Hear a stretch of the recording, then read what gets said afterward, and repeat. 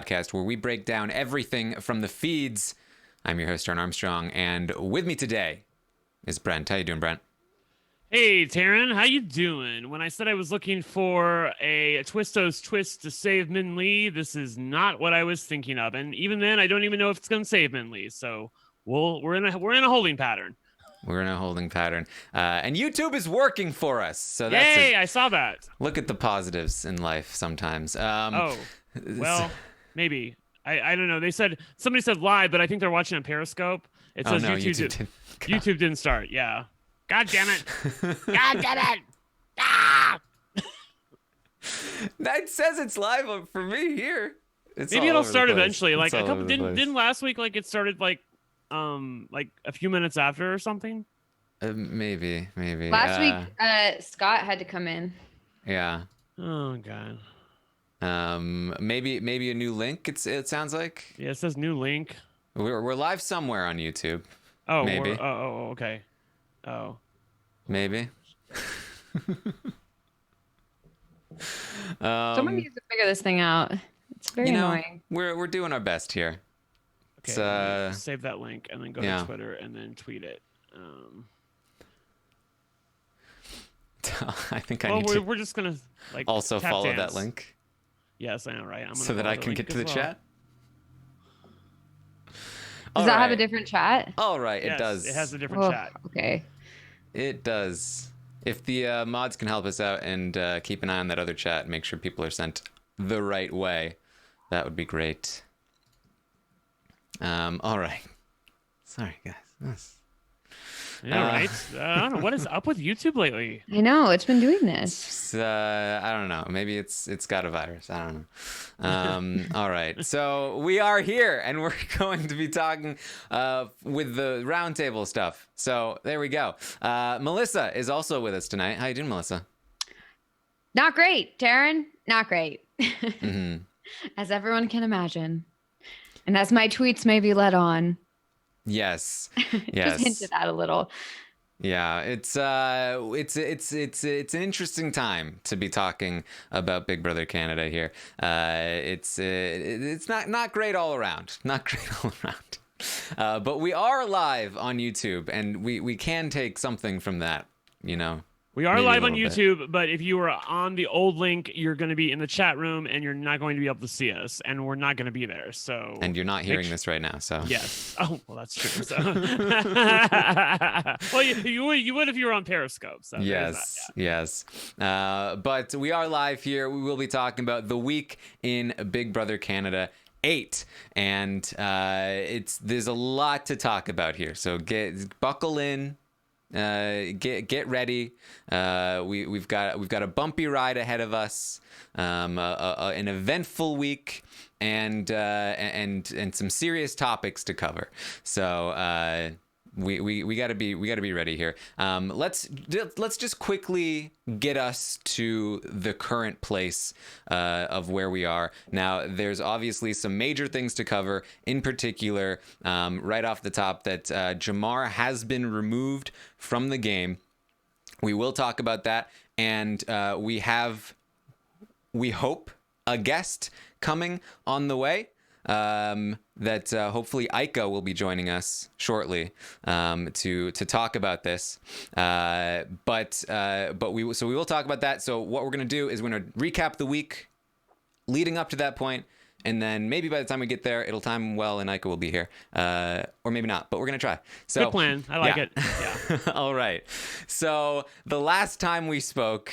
It was Tuesday of last week, and a flip had almost just happened. Michael almost stayed in the game. That a lot of votes had come together, but they never got together. They never glued together, and the flip died. And after that night, it never really came back together, despite Vanessa occasionally wanting it to. And so Michael went home 9-3. Michael, the first person actually voted out of the house to no audience, which was interesting.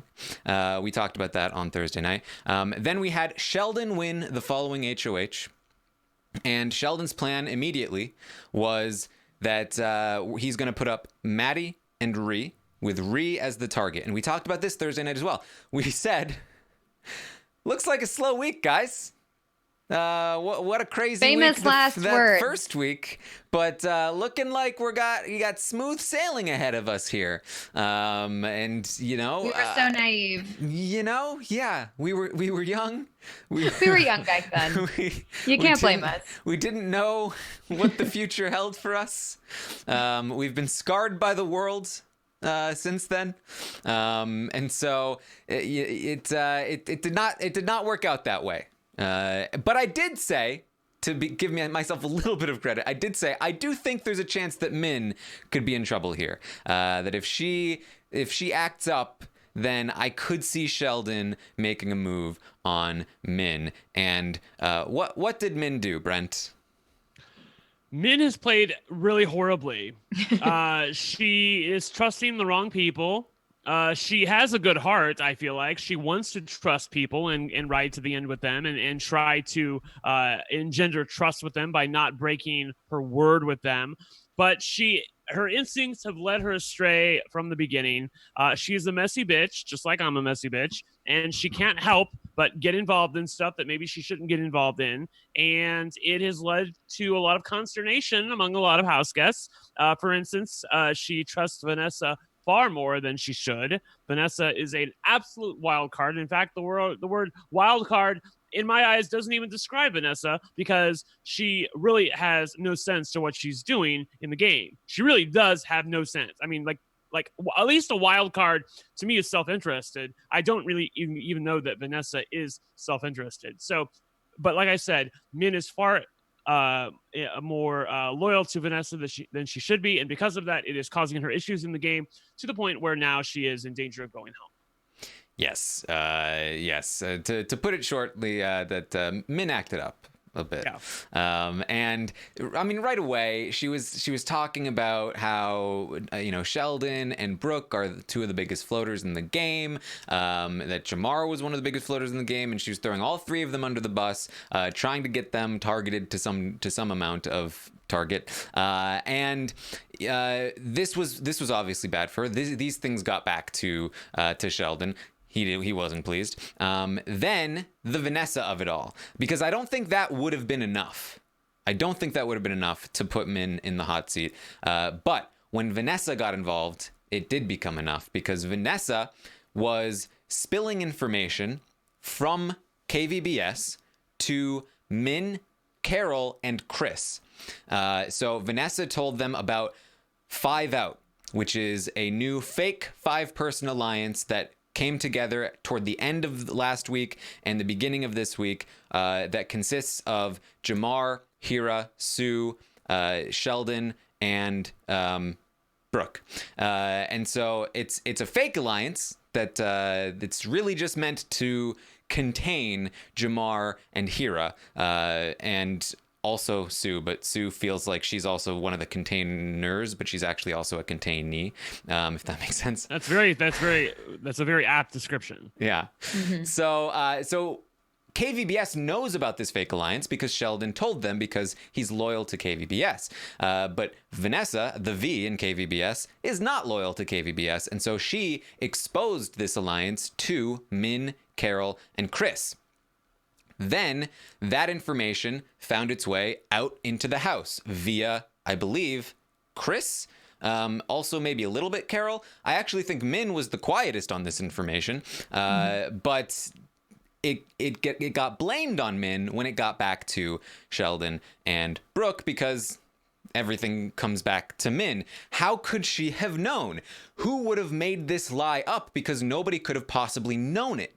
Instead of suspecting Vanessa betrayed them, or maybe even Kyle betrayed them, they're suspecting that somebody must have just guessed this. And who's the only person that would have made something up and spread it around? It must be Min, even though Vanessa's way more likely to have done that, Melissa.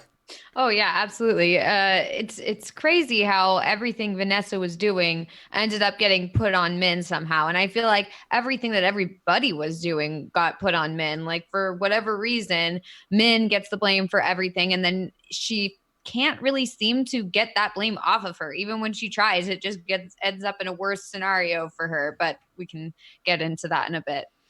Yeah. So that falls back on Min, and that's very concerning to Sheldon and Brooke and them.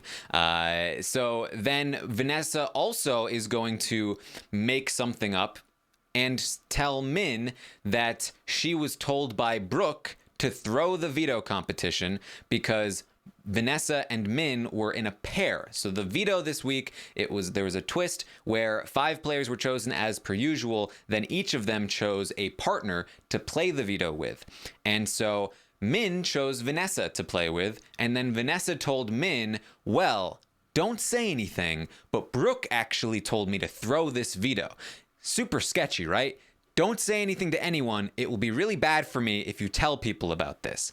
Now, this is basically a straight up lie. Brooke never told Vanessa to throw the veto. The only thing that came close was a whole day before they even picked partners, they were talking about it and talking about the potential to throw the veto in certain circumstances. She was never told to throw the veto. It never came out of Brooke's mouth.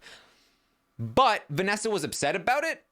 And I think she thought it actually happened because she thought that Brooke owed her an apology. And so I think she was just genuinely venting about Brooke because she doesn't like Brooke to Min about this and was just like, but don't tell anybody. And I think she might have just gotten confused in her head about when it happened. Vanessa getting confused? I never. Yeah. Oh my I cannot tell if Vanessa is like an idiot savant or like I honestly, I don't know because it's like, what is the logic behind doing this? And I can't find any. So it makes me think that like either she's just an idiot or, you know, she's either an idiot savant or she's an idiot. And I don't know which one it is. I have an idea. A savant. Yeah. Okay, cool. Yeah. So Min, Now, you know, you might be saying, how is this Vanessa's fault? She's just making up a bunch of stuff all over the place. And yes, Min did then make a mistake to then go and tell Hira and Carol. She went and said, hey, Hira and Carol, guess what Vanessa just told me? She told me that Brooke told her to throw the veto. But don't tell anyone. It will be really bad for me if you tell people. And so they just both ran straight up to the HOH and told Sheldon, guess what Min just said to me? Min said that Vanessa said that you said that she should throw the veto. And this is the beginning of the end for Min for a couple of different reasons. Number one, she doesn't even realize that this lie doesn't even really make sense because remember, this was a paired veto competition. They had to actually pick players for the veto. And then right after she told her the thing about supposedly Brooke saying that she wanted Vanessa to throw the competition, that is an amazing circumstance if you consider the fact that apparently Brooke foresaw the fact that Vanessa and Min were going to be in the competition together, and she wanted Vanessa to throw the competition so that Min couldn't then be protected from the veto. That seems really weird. And remember, in this conversation, who was the person who got was Vanessa the person who would have won the veto, or was Min the person who would have won the veto? Min would have had the veto for herself. Okay, well, anyways, never be that as it may. Min would have been safe if she won.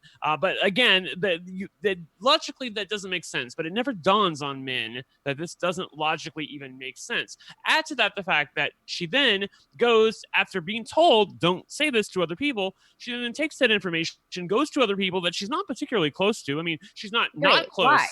To Hira and I can't even remember his name. She isn't close to them, but she's not close to them. My point being though that you don't like give out information that is supposed to be like secret like this in a group of people. Just do it like with one person. That way, if that person narcs on you, then you can say, "Oh, hey, they're lying." But if you do it in front of 2 people, they can vouch for each other to show them that you are in fact the bad apple. So I hated this from Min all the way around, and it only gets worse from here.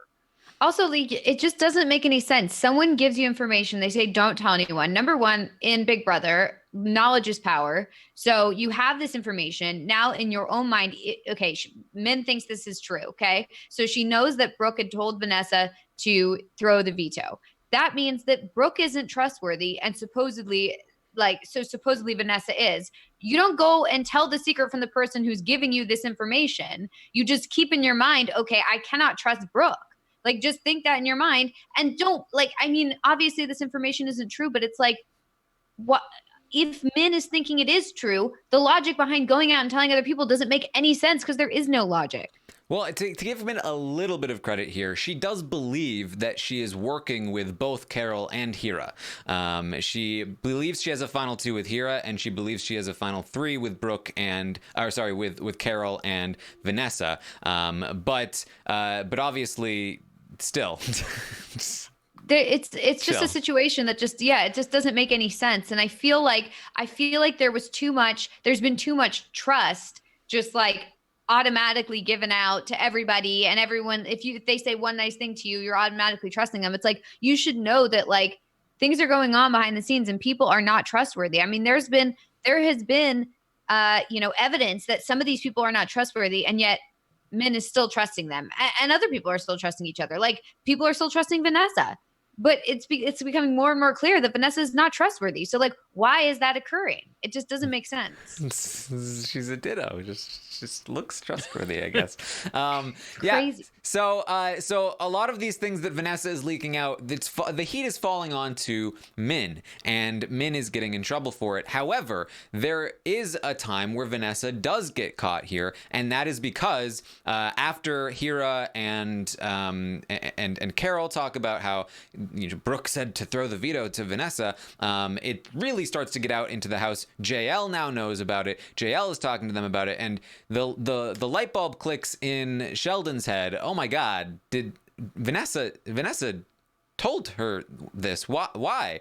And so he goes and questions Vanessa, who obviously completely denies anything. He's not like outright interrogating her at this point. He's just kind of testing her about, I heard this. Like, where she did this feels like he's interrogating her, though. Well, that's a little bit later, right? Yeah. Oh, yeah. This is the pantry conversation. Okay. Yeah, where he's asking about like, I heard this, like, can you believe Min is making this up? And she's like, yeah, I don't know where Min might have gotten that from. Yeah, I mean, I hear her listening at doors sometimes, so maybe she overheard it. And he was like, but it didn't happen, right? And she was like, oh, did it not happen? And he's like, no, we never said that. Right. Like, oh, that was so right. great. And so at that point, Sheldon realizes that she's lying to him, but he's called to the DR. And at the same time, Kyle is lying in bed. He was thinking things over, and the light bulb clicks in his head. Oh my God, Vanessa screwed us. And so he says he just kind of lays in bed for a half hour, just kind of like calming himself down before he goes and talks to Brooke. And he says to Brooke, Vanessa's snaking us. She told Min that you told her to throw the veto. It was Vanessa. Like, what is she doing here? And so then they grab Sheldon, who just came out of the diary room. They pull him into the HOH, and they're like, what's going on? And they go through the whole process that we've been going through for the last week, which is, what is she doing? Sheldon says, what is the scenario here? Is she just stupid and I didn't know? Like, what's happening? And so they are in this weird spot where basically they have a secret alliance. They have what they're hoping is going to be the pretty boys of the season, except one of their members is not loyal and is spreading information, but they can't just outright cut that person because then they'll just completely blow everything up. I think what they should be thinking is, if they're already this disloyal, they probably already have blown things up, which she hasn't entirely, but I mean, I would start from that assumption. I would start from there. But they're in that mode where like things are terrible and you want them to not be terrible, and so you're like, your bias is toward like the positive, right? It's like, well, you know what? It's probably just that Min is tricking her, right? It's probably just Min. It's probably not as bad as we think it might be. So let's just focus on the idea that it's Min. That Min has tricked her into revealing some information, but she's still actually loyal to us. So let's go and get her and see what's going on. So they pull her up in the HOH room. Then the interrogation begins. I feel grilled. And they ask her about, what did you tell Min? She denies everything. They see that she's lying. But then the feed's cut for a while. And we didn't really see too much after that. But apparently Sheldon did have a conversation with her one-on-one where she did finally admit, yeah, I might have been tricked. I might have been Mind. I might have said something sorry. And that was enough for him to be like, okay, that's all I need. Just please don't screw us. And she's still good with us. So she did get caught, but ultimately this just makes the heat on Min even hotter, because now they feel like not only is Min running around and spreading things, but she's also the reason why Vanessa is leaking information. And if Min leaves, then Vanessa is no longer a leak. Vanessa is loyal to them because she has nowhere else to go. They're wrong about this. Vanessa is more loyal to Carol and Chris than she is to even Min. And so she has way more people to go to still, even if they get Min out of the house. But Vanessa is very happy to just throw Min under all the buses and let her take the fall for this information being revealed here, Melissa. Yeah. Vanessa is not, I still stand by my statement that she's going by the anybody but me strategy. And really, I do feel like that's the case. It's like, she liked Min for a while. She wanted to work with Min. Okay, Min's gone. Like, let's get Min out of here. Min's, dead weight to me now. Like, now on to the next person. And then she's just going to keep kicking them off one by one. Doesn't matter who. No loyalty anywhere. Just like, that's just the way it is. That I still stand by that. Well, just to be clear, though, like I thought you said that you thought that there was something like secret going on behind Vanessa's mind, that she had a plan in the stock watch. Didn't you say that?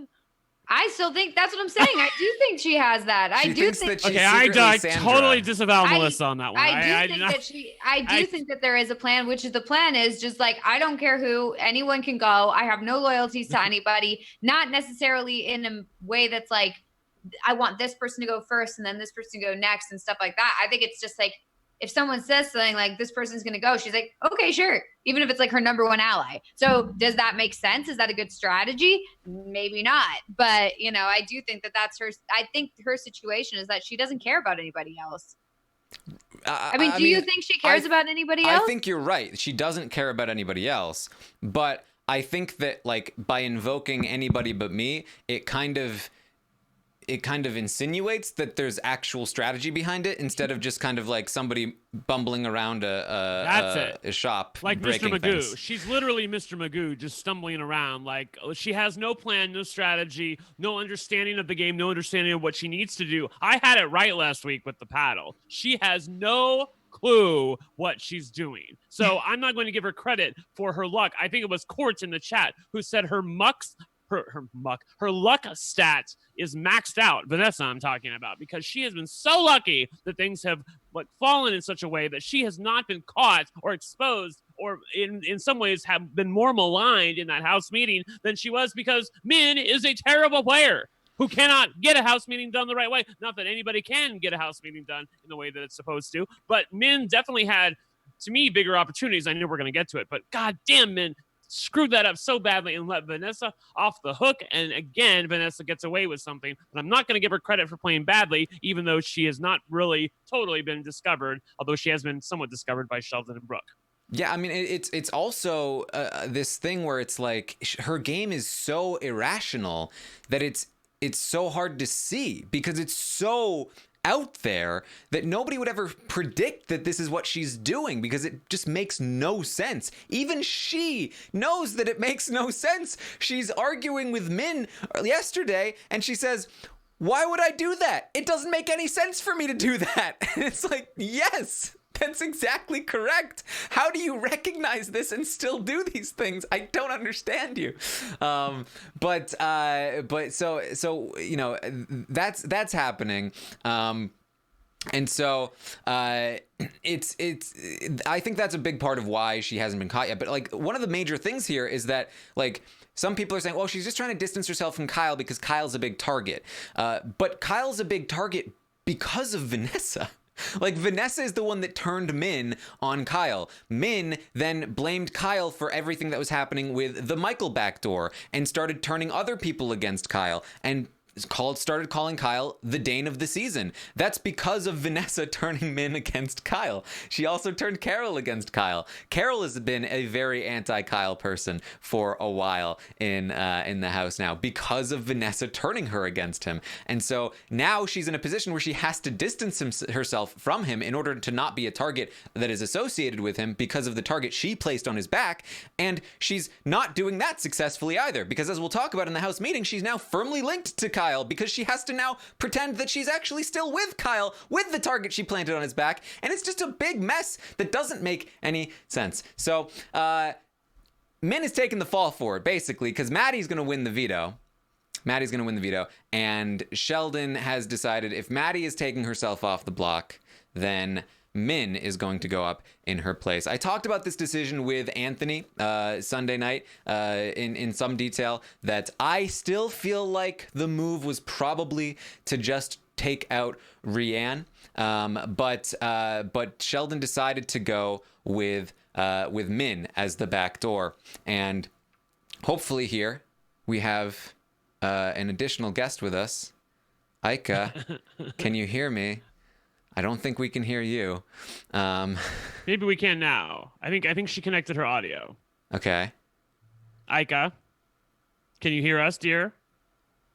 Well, we'll continue to work on it. We'll continue. Yes. I'll give her some text... tips on how to choose the microphone and stuff. Yes. Hey guys, can you guys hear me? There we go. There she is. Hey, I'm Aika. so sorry. You guys can't see me. I'm so sorry. Oh, it's fine. It's fine. It's really not a big deal, Aika. We just want to be able to hear your voice. Your mind is what we value you for. Yes. Can you guys hear me okay? Loud Yes. and clear. Okay, perfect. How are you guys doing? Doing okay. It's been Not a rough great. day. I know. It's so disheartening, the whole thing. Yes, so Yeah. we're just about to get there. So basically, Min is the backdoor target. So yesterday, Min decided to call a house meeting, and in the house meeting, things got heated between Jamar and Kyle and Vanessa in particular, and then the feeds cut. And they came back today, and Jamar has been removed from the house. They said the reason was that he, oh crap! The article initially said he had like a finger gun, but then they changed it to he threatened violence on Kyle, and that Vanessa felt uncomfortable. So there's a lot to talk about here in regards to Jamar and the circumstances leading up to this moment and what he's been dealing with in the house, basically his whole time there. So I just right off the bat, Aika, like, what was your response when you heard about this? So when I first heard about this,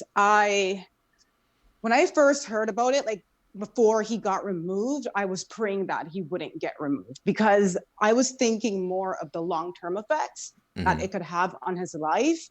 And also, the game as well. But for me, as a mother, I was like, I do not want this for this 23-year-old kid. It's just damaging. It's very damaging. And when I got the news that this is what had happened, like, my heart literally sank, and I felt sick for the entire day. Yeah. It's awful. I gotta say, I was on the podcast. I said, I really don't think they're going to remove him from the game for this. That things similar to this, things worse than this have happened in the house. Way worse. Plenty of times. Well, I'll tell you a story that happened to me on season 2 and what happened. Mm-hmm. And this is why, so when this came around, I was like, holy shit, I think he might get removed, because do you remember on season 2 when Sabrina made allegations against me that I threatened to kill her and her dog? Do you remember that? Yes. Yeah, so I remember that. The DR called me in, and this is 5-6 years ago, so I'm sure I could talk about this right now. Yeah, of course. So Brett is like, of course, go ahead. Well, we know about this. We know about this. We've heard about this. Yes. So the DR called me in, and they were like, there are allegations made against you, and you are not supposed to do this. And I was like, I never did that.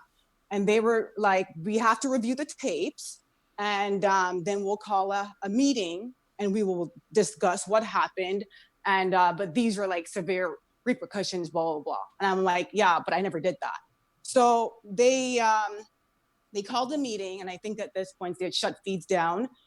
And they were like, after reviewing the tapes for several times, the threats that were made were well within the game, and pretty much said Sabrina lied, that whole thing. But when I was in the house and in that DR, it was a very serious feeling. It wasn't like I would get a slap on my wrist. It was a very, very serious feeling. And I think what really upset me, and I never said this back then, but I was like, this girl went around and she assassinated my character, and it was not game related. And it came back that it wasn't true. And if it was, I would have gotten expelled. And it wasn't. Why wasn't she expelled?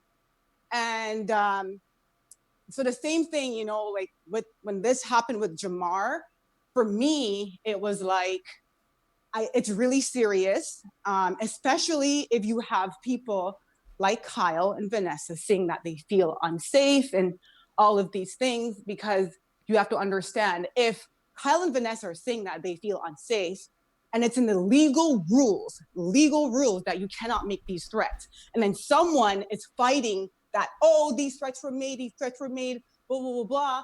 I'm pretty sure, like, it's not confirmed, but I'm pretty sure for production, they're like, well, they could probably sue us if we don't remove Jamar, or if, you know, if they leave and they're bitter, like, who knows? That's what I'm thinking on their part, but no conversations were had. I'm just thinking that way. Yeah. So, Ika, when the situation you were talking about with Sabrina, that's so interesting that you bring that up, because your perspective on it is so different than our perspective. I'll just read you a tweet that I actually retweeted like an hour ago, and because I remember this, Sina Nitz on Twitter said, because we were talking about other times that, you know, quote unquote threats have happened in Big Brother and nothing has happened to the house guests. She said, in Big Brother Canada 2, Sabrina told the DR that Ika threatened her and she didn't feel safe. They, meaning the DR, laughed her butt out of the DR. Production absolutely did not have to do this to Jamar because of gaslighting from Kyle and Vanessa. But that tweet doesn't really, like, I retweeted that because that was my version of reality in terms of what happened, that they laughed Sabrina out of the DR because they didn't believe her. But from listening to you, that's not how it really happened. No, so they did, like, because, like, she was crying and carrying on, so they did lock her out for a bit, but they brought her in.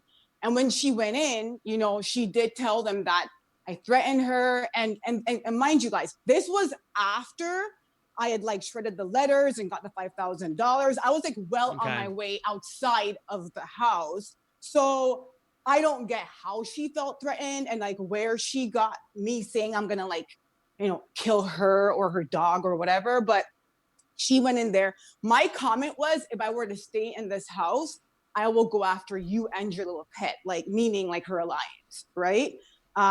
She told them, I said I would kill her and her dog or whatever. Yeah, that's what she said. So, but the vibe when I was in that DR was, it wasn't taken lightly. It wasn't like, oh, you know, this was made. It was very serious. And I felt like, what the hell? So, like, are you kidding me? So, Ika, what's the difference here? Because I'm trying to figure out, like, is the difference that Kyle and Vanessa gaslighted us and production to say that they felt threatened by Jamar, and that's why production did what they did? Because I remember on your next season when you were in Big Brother Canada 5, when Dre was coming for you, you gave that famous eviction speech where you were like, if you come for me, you better not miss. And you definitely gave her the finger guns when you were talking to Dre, which was great TV. But I'm like, but I still shot at her head. Yes. Right. Exactly. So I'm like, well, where is the what's the finger gun thing? Yeah. Where is the dividing line here? Is it just because Kyle and Vanessa complained? And if that's so, that is an immense amount of power for people to have in the game to be able to, just to tell you where I am at. Like, no, for sure. I am just absolutely beside myself that this happened. I was sleeping and I told people this is not what's going to happen. Again, I'm wrong. Me too. Whatever. I thought so too. I was like, there's no way. There's no way they're going to remove Jamar. Not in 2020. They're not going to do this. They're not going to let Vanessa and Kyle have their way and gaslight us, because that's what happened. But listening to Jamar act just like everybody else, okay?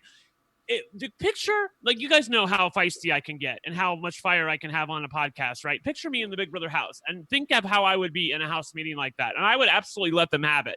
But now change the color of my skin from white to black and then picture how somebody is going to react. I absolutely do not believe that Vanessa was being truthful when she was like, I'm uncomfortable right now listening to you. It was only because he was a person of color. That was point blank and the period. I do not believe that if it was me standing up there going after her, that she would be like, I feel really uncomfortable right now. And then, of course, that's not even getting into the fact that Angie's like, well, she said she feels uncomfortable right now, which I just wanted to like slap every one of them. Like, come on, like, who are you fighting for here? Like, Jamar was acting like everybody else always does in the Big Brother house ever. He was just a little upset.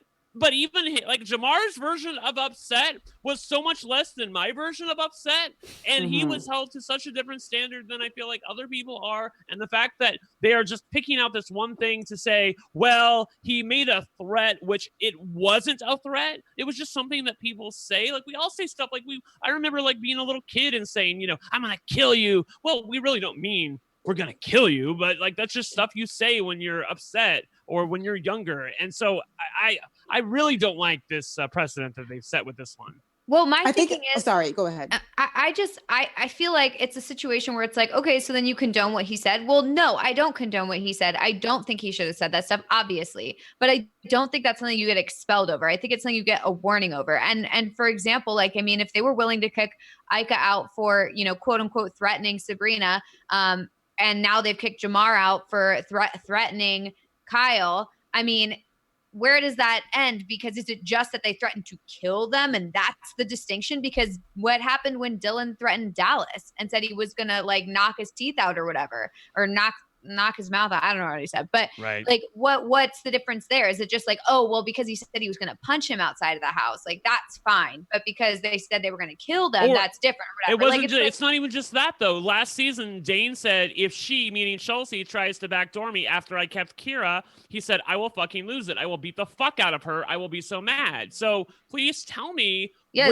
the dividing line is. It's not in front of them. It's not in front of Chelsea that it's not a threat. It's like, I don't understand. It? Well, I don't know. That's what I'm saying is like, that seems to be the only distinction. Honestly, to me, it's like, if you're going to have a policy, apply it across the board. Don't apply it selectively because now it looks really bad. Like, why did nobody else get kicked out for any of these things? It doesn't make sense. And do you remember during Big Brother 16 when Derek was talking to Zach and he said that, dude, I'm going to choke you out right now. I think we all remember that at HAP. They say that stuff all the time and it's infuriating. I don't like it, obviously, but like, if you're not going to expel everybody else for this, then don't expel Jamar for this. It is literally a colorful metaphor, in my view. It is a colorful metaphor that is totally within the bounds of the game. It is not a real threat, and its production should know that.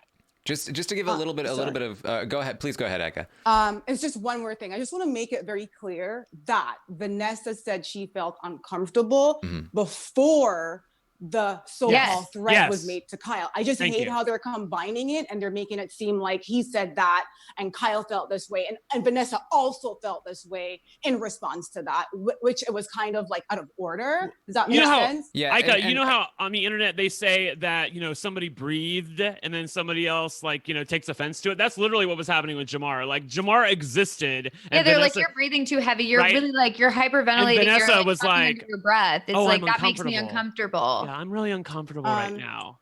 It's also like, I just want you guys to also know that, and I'm not trying to blame Sheldon, but Sheldon is another Black man on the show.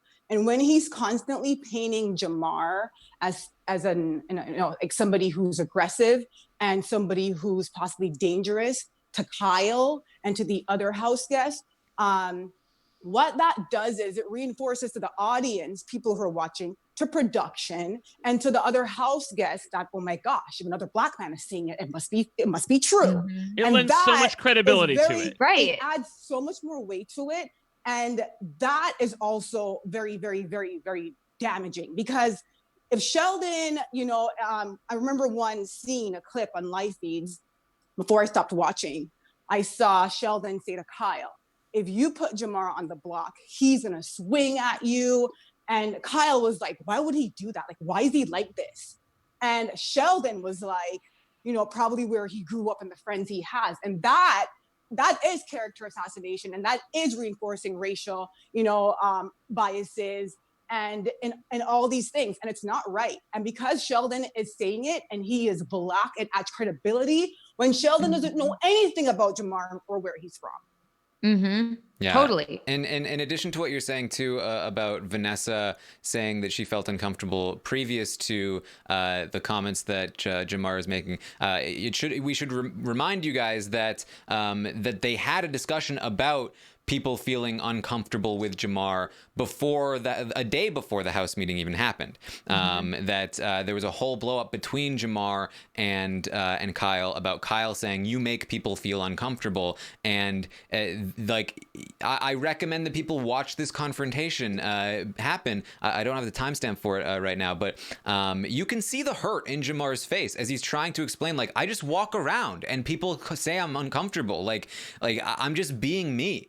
And you can see how much it affects him. And so, like, I think that helps put into context where Jamar is at in the House meeting. Now, people are talking about the line that Jamar said, where he mentioned like something along the lines of you won't be laughing with a 45 in your face. Now I watched this clip a few more times. I believe he is saying this under his breath. I don't think that anybody heard it. And I believe that Vanessa said that she felt uncomfortable without knowledge of that line being spoken. Then she says she feels uncomfortable. Then the line about muscles and getting popped happens after that, in terms of the chronology there. But this idea of being uncomfortable with Jamar was there long before the idea of the threats of violence that he made in that House meeting here. Yeah. Go ahead. No, you're the guest. Go ahead.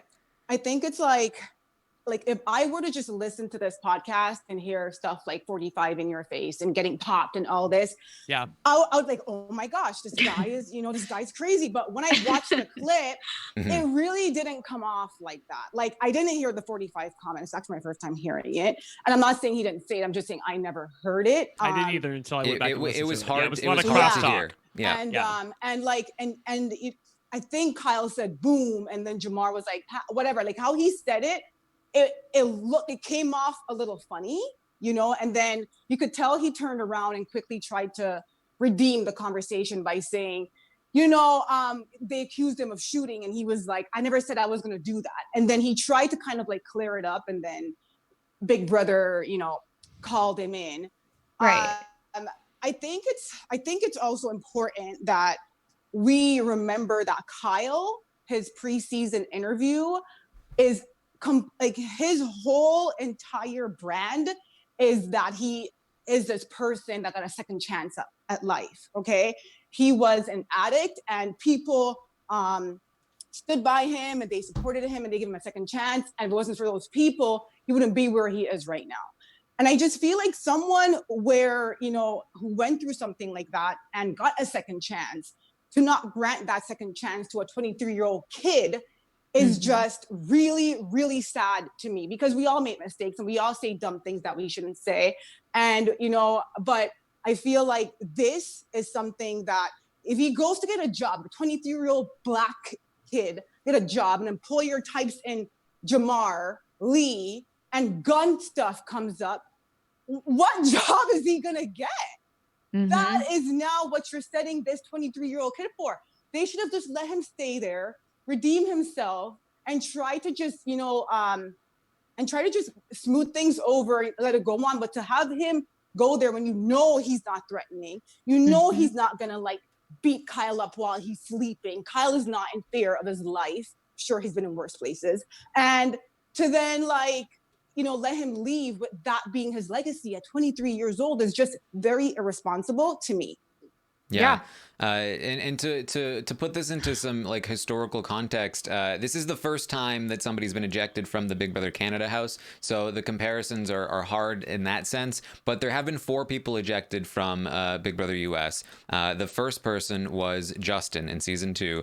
He was ejected for holding a knife to Krista's throat and saying, "Would you be mad if I killed you?" That's number 1. Yeah, a little different. a little different. Number 2 was probably the most comparable situation, but much more dramatic, when Scott in season 4 kind of had a little bit of a mental breakdown in the house. He was really having trouble with the fact that he had an ex in the house, and there were rumors about some diseases that he was dealing with. But he was going around the house throwing furniture.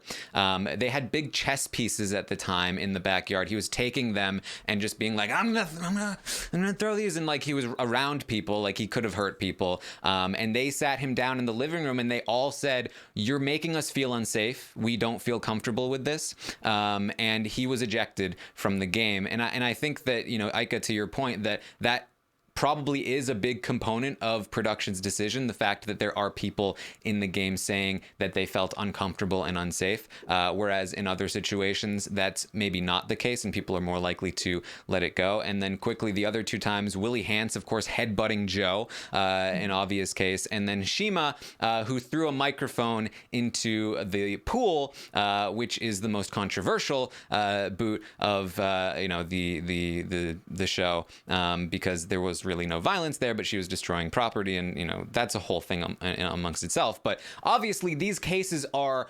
considerably different and distinct from what's happening here with Jamar. We can compare what's happening with Jamar to countless times in Big Brother history where, again, similar things or worse things were said. And what happened is that they brought them into the diary room. They said, "This is not okay. You can't say these things. You need to apologize." And then they apologize and they get a warning, and it's all good. But for whatever reason, that didn't seem to be the case this time. I do wonder if, Ika, as you said, if it has to do with the fact that Vanessa and Kyle, perhaps more of them, went into the diary room and said, "No, I don't want him here. I don't feel safe."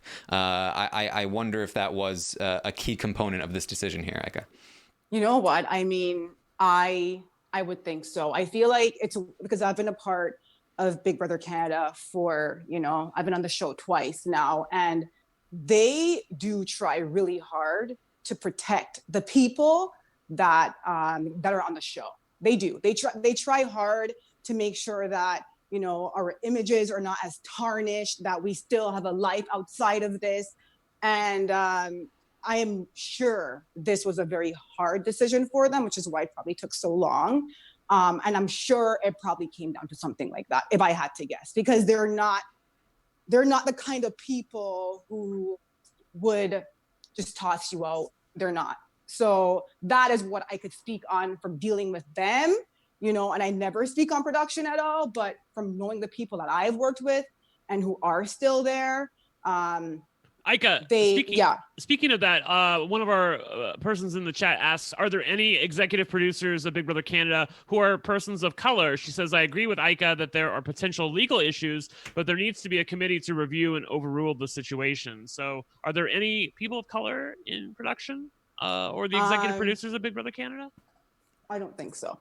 Okay. I don't think so.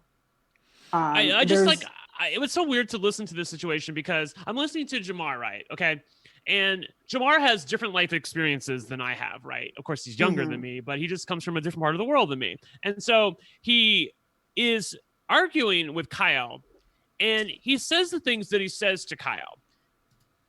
And what he said to Kyle about, like, under his breath about the 45 and how you get popped or something, like, I don't come from a world where that has ever happened to me. And so I would never then use that to say to somebody. It troubles me that they didn't use I'm talking about the production staff, a little common sense here and realize that not everybody's experiences are the same. And thus, like, you have to understand that he's not being serious when he says something like that. He's not like literally threatening Kyle. It's just a part of his life experience that he would normally say that to somebody who's irritating him, like, dude, you're gonna get popped right now, which is not something that I would say. So I wouldn't then be like accused of threatening somebody, but that's just because my life experience is different than him. But I don't feel like because he has a life experiences that is different than mine and thus has that in his life, that because he happens to go to that as a comfort, way to shade somebody back, I don't feel like that they should have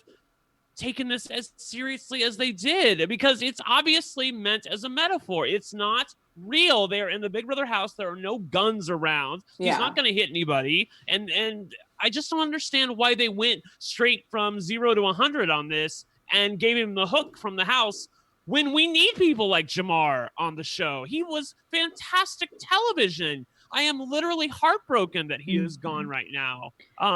Melissa, go ahead. Sorry.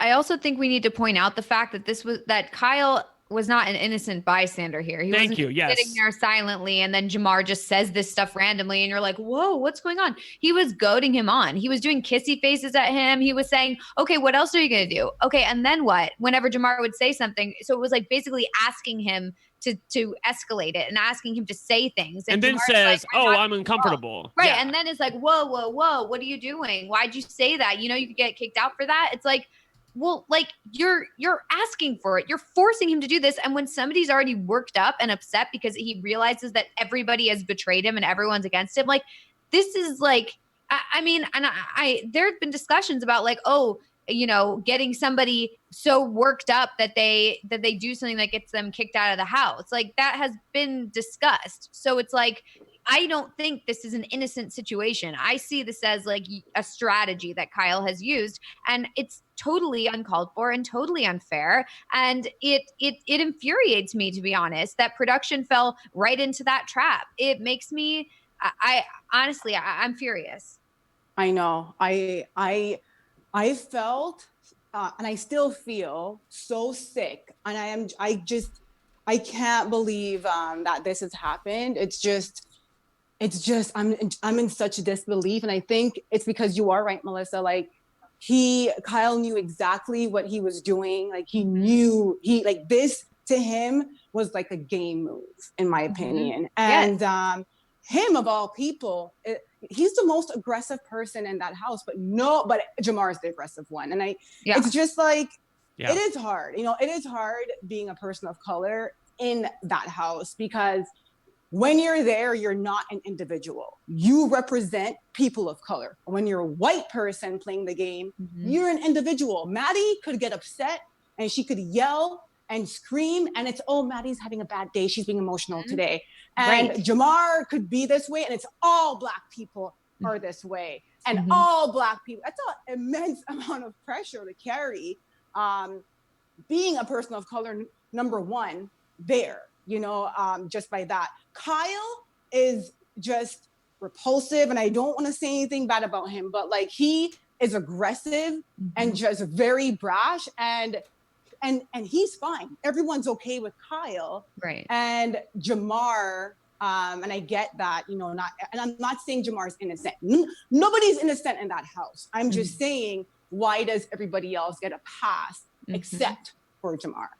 Yeah, I agree. I think that it was a combination of a genuine discomfort because of Jamar's race that stemmed from Vanessa and Kyle, combined with them using that to play against him in the game, to say, well, I feel uncomfortable around this guy even when he's not making threats, and now that he has made a threat, I can make good on the discomfort that I already felt and essentially get him kicked out of the game by complaining to production and not letting it go. Again, we don't know that's exactly how things went behind the scenes, but it's what makes the most sense to me right now.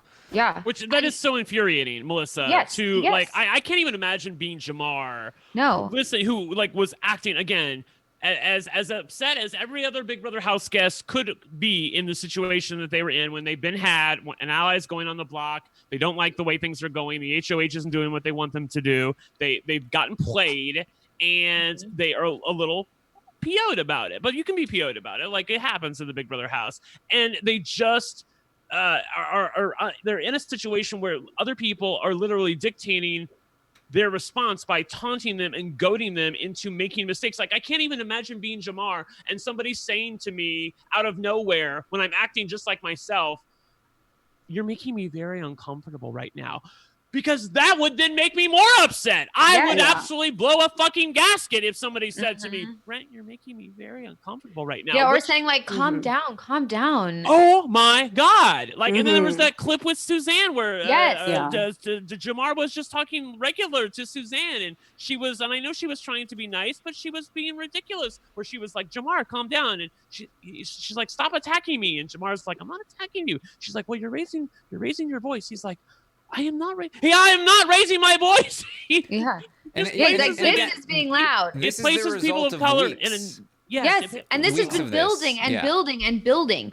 And that's the thing is like, I talk with my hands a lot and I get very animated and very like my voice fluctuates and I talk very loud and whatever. And it literally like, I can't even imagine being in Jamar's position and having even just my personality in Jamar, because like I would be told all the time, like that I'm scaring people, I'm making them uncomfortable, like for no reason. Whereas like if Maddie, let's just imagine a situation where Maddie says the exact things that Jamar said today or yesterday. If she says those exact same things, everything is exactly the same, but it's Maddie saying it.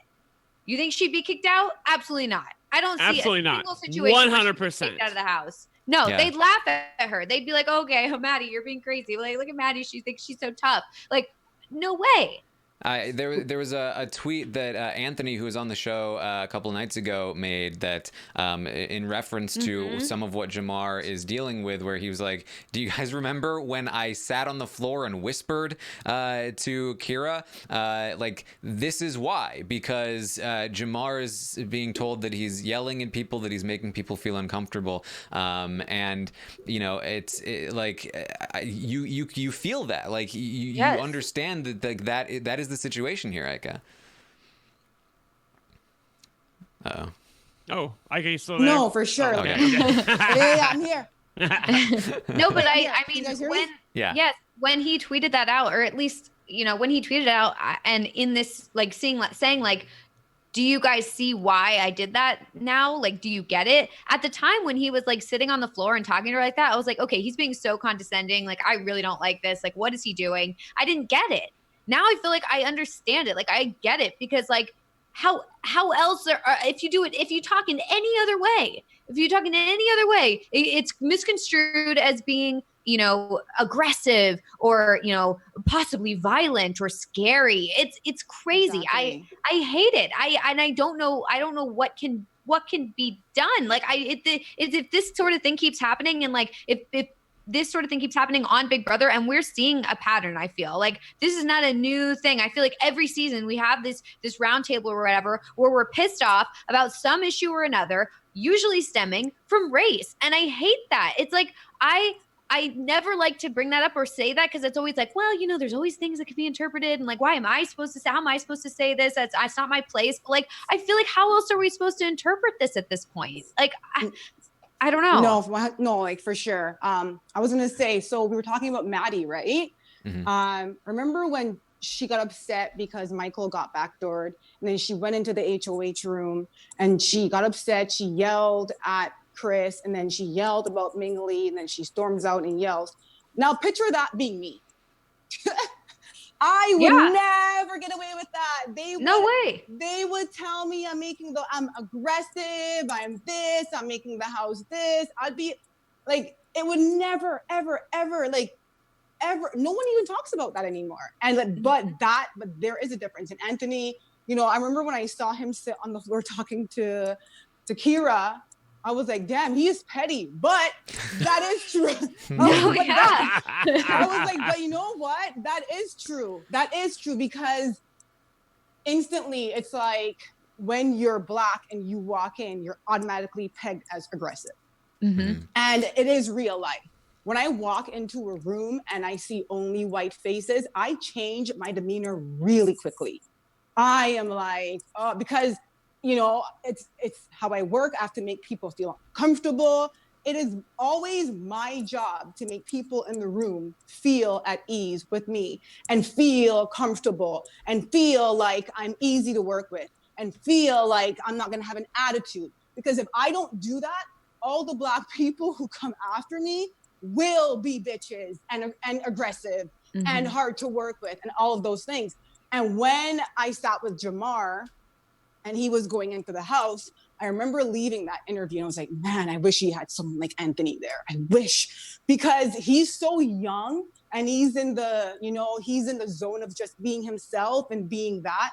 And he really hasn't learned yet that in order to get through life, you have to make white people feel comfortable. And it's sad, but it's true, because I do it. And I am a person who's supposed to be real and who's supposed to, speak how they feel. But that's not life. It's not life, because white people are in power positions who could get you jobs or fire you, and they could ruin your fucking life. Yeah. So if you're not careful, you won't have anything. I can't ever walk into work and have a bad day. That is not realistic for me. Ever, ever, ever. I don't have that privilege and that luxury. I just don't. Because if I do, I'll always be remembered as that person who, the last time, and it sucks. But I had to learn, on season 2, you could see that I have, changed a lot since then, because I learned really quickly that you cannot be yourself with everybody in life. You pick and choose certain people to be your real self with, and you got to go through life and just, make people feel comfortable to get through life. And it is sad, but it is true for a lot of Black people. Yeah.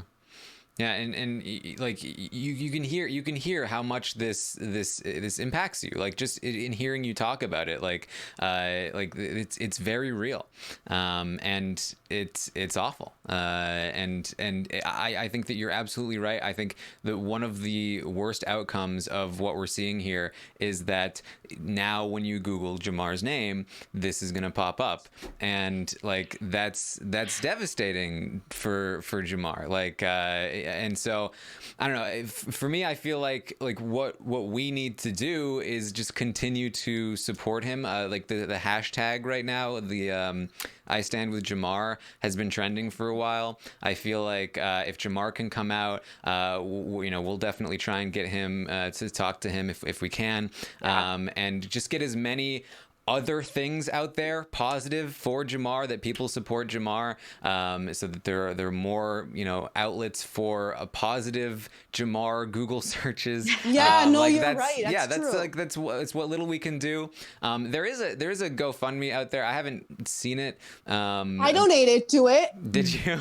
Yeah, of course. I'm usually a little skeptical of these at first, just because like some of these have popped up before, and then like you don't know, if you don't know who's running them, it's can be a little sketchy sometimes. But someone in the chat did say that like there is proof that someone legit is running it, but who knows? And that's the only reason why I donated. Okay. Yeah.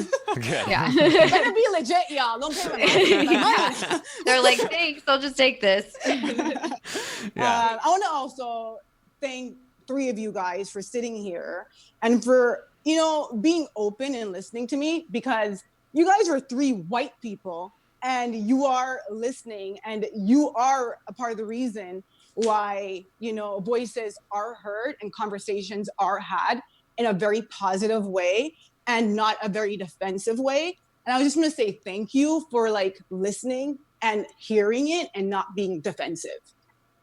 Genuinely, it's the least that we can do, and we will always strive to do as much as we can, I honestly don't think that it's worthy of praise, to be honest. I think that it should be just the standard, we're gonna continue to do our best, but thank you so much for coming on and talking with us, Aika. You've been amazing as always. Thank you, guys. Thank you. I'll keep watching and listening. Thank you, Aika. Thank you. Okay. There we go. Yes. By the way, Drew from what was his season, Taryn?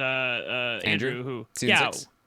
Big Brother Canada 6? Was it? Yeah, season 6. Oh, yeah, he was the one who had to choose the heaven and hell at the beginning. Yeah, we also asked him to come on. I know he just got done with his basketball thing, so he may come on at some point tonight. I would love to hear from him as well. I think he has and also a unique perspective on Big Brother Canada and his experience with it. So when he comes on, we may go over some issues that we have already. But I would love to hear his experience and what he has to say about it. So we can move on from there, though. All right. So yeah, so that's where we're at for that. So Jamar is now no longer in the house. We do not know yet if the eviction is still going to happen. They seem to not know for sure in the house, unless something has come up. Since we started podcasting, I believe the latest is that it's still unclear whether the eviction is going to go through or not, which means that they probably haven't decided yet, I would imagine, because normally if they knew what they wanted to do, they probably would have just said it outright. Well, although I think sometimes they do wait. Yeah, that's true. I think that this is an obvious call. They have to cancel the eviction for a couple reasons. Number one, it will help you with your numbers. Number two, you do not want to lose your two best good TV people in the same week in Minley and Jamar. Like, that cannot absolutely happen. And they're like the lights of the house. I swear to God, like they are like the best part of the house for me. And it's just like to lose them both in 1 week. And not just that, like I recognize that this may be like a touch unfair to Sheldon, but on the other hand, Sheldon wanted Jamar out as soon as next week. Like, he is not happy with Jamar. He has no loyalty to Jamar. He can't handle Jamar. So the fact that Jamar is not out of the house, to me, it's like I'm not willing to give Sheldon a twofer right now. So, things are going well enough for him as it is. To be fair, I do think that Jamar leaving is still bad for Sheldon, even though Sheldon wanted Jamar out. I feel like Sheldon wanting Jamar out was a mistake to begin with. I agree. So I don't think it's like if the eviction does go through, I don't think that's a positive for Sheldon. I think it's actually a little bit of a negative. I just realized, by the way, that Ika, she may be listening still, but I wanted to ask Ika because I had retweeted this about her, but then she deleted the tweet. She was the one, like when she said the thing about she can't stand Brooke and Sheldon because Brooke is always crying and Sheldon's superpower is the fact that he's always hating on black people. And she left that tweet up for a good day and a half, and then I retweeted it, and then she I guess it got a lot of attention, so then she deleted it. But I wanted to ask her about her perspective on Sheldon and Jamar, because I really agree with you, Taryn, that Sheldon was throwing away Jamar's loyalty, because Jamar would have gone to the end of the earth for him. And I know that Sheldon is not good at handling people who are emotional like Jamar or Min Lee or any of these people that have emotions beyond what Sheldon has, which is pretty much everybody.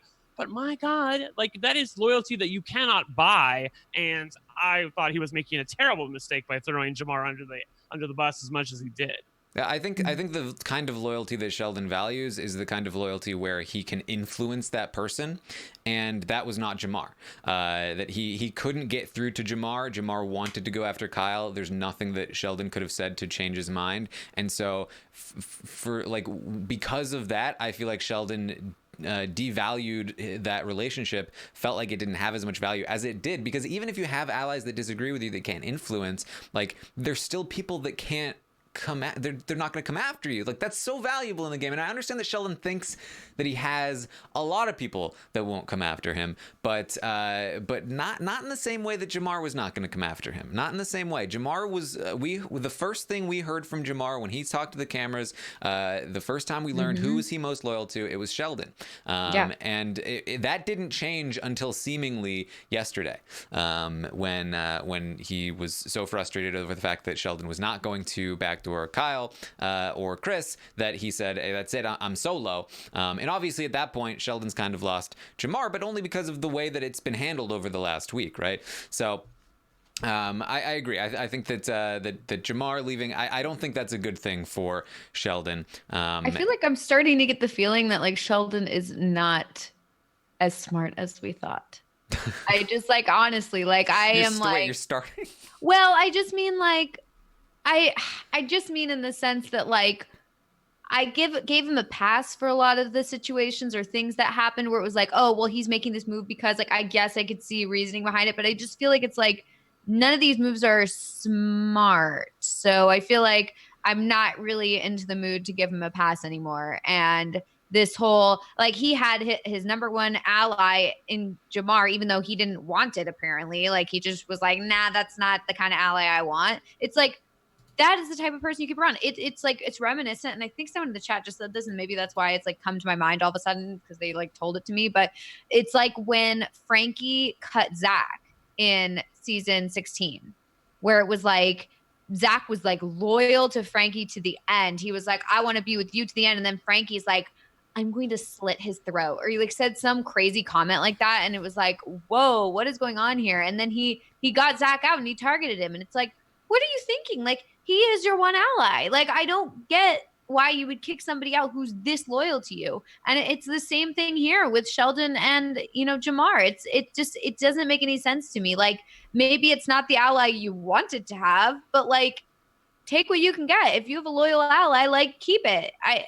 Especially this early, I don't understand why he was just like, I don't care about Jamar. I want to just like get him. Like, it doesn't make any sense. Yeah, I've said this before, but like, if you pay attention to the history of my analysis on Big Brother, I am always the hardest on people who turn on their allies, especially when they don't need to.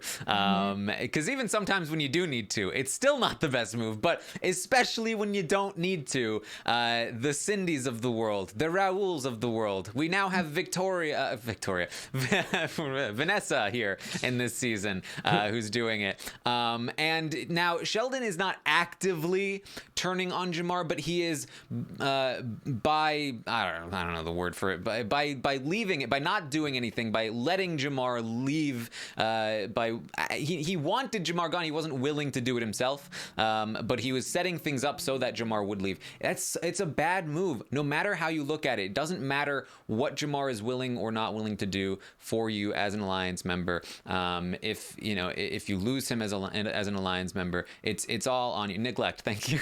Yeah, exactly. And that's the thing. I remember listening to you talk with Jessica, who I was happy to see that you had on from Sequester. And she was great. She was absolutely fantastic because she was recognizing that this is not a move that you make in week 2 or week 3. This is a move that you make in week 7 or week 8. Like you want to keep Jamar around for a while, and if you have to do something later on, then that's totally within the bounds of the game. But having loyalty like this right now is just like money can't buy it. It really can't. So I don't know what the hell he was thinking here in being as open to the idea of getting rid of Jamar and throwing him under the bus, and in my eyes, not supporting him to the other house guests in a way that would make possibly smooth things over with Jamar and the other house guests. I called this initially on our first roundtable when I said when Sheldon was listening to, I think it was Brooke, and he was just like rolling his eyes that she was boohooing to him, and he's not good at handling emotionality. He can't handle stuff like that. He doesn't have a lot of patience, right? He can do it a little bit, but then like once he's done it once, he's like, okay, are we done now?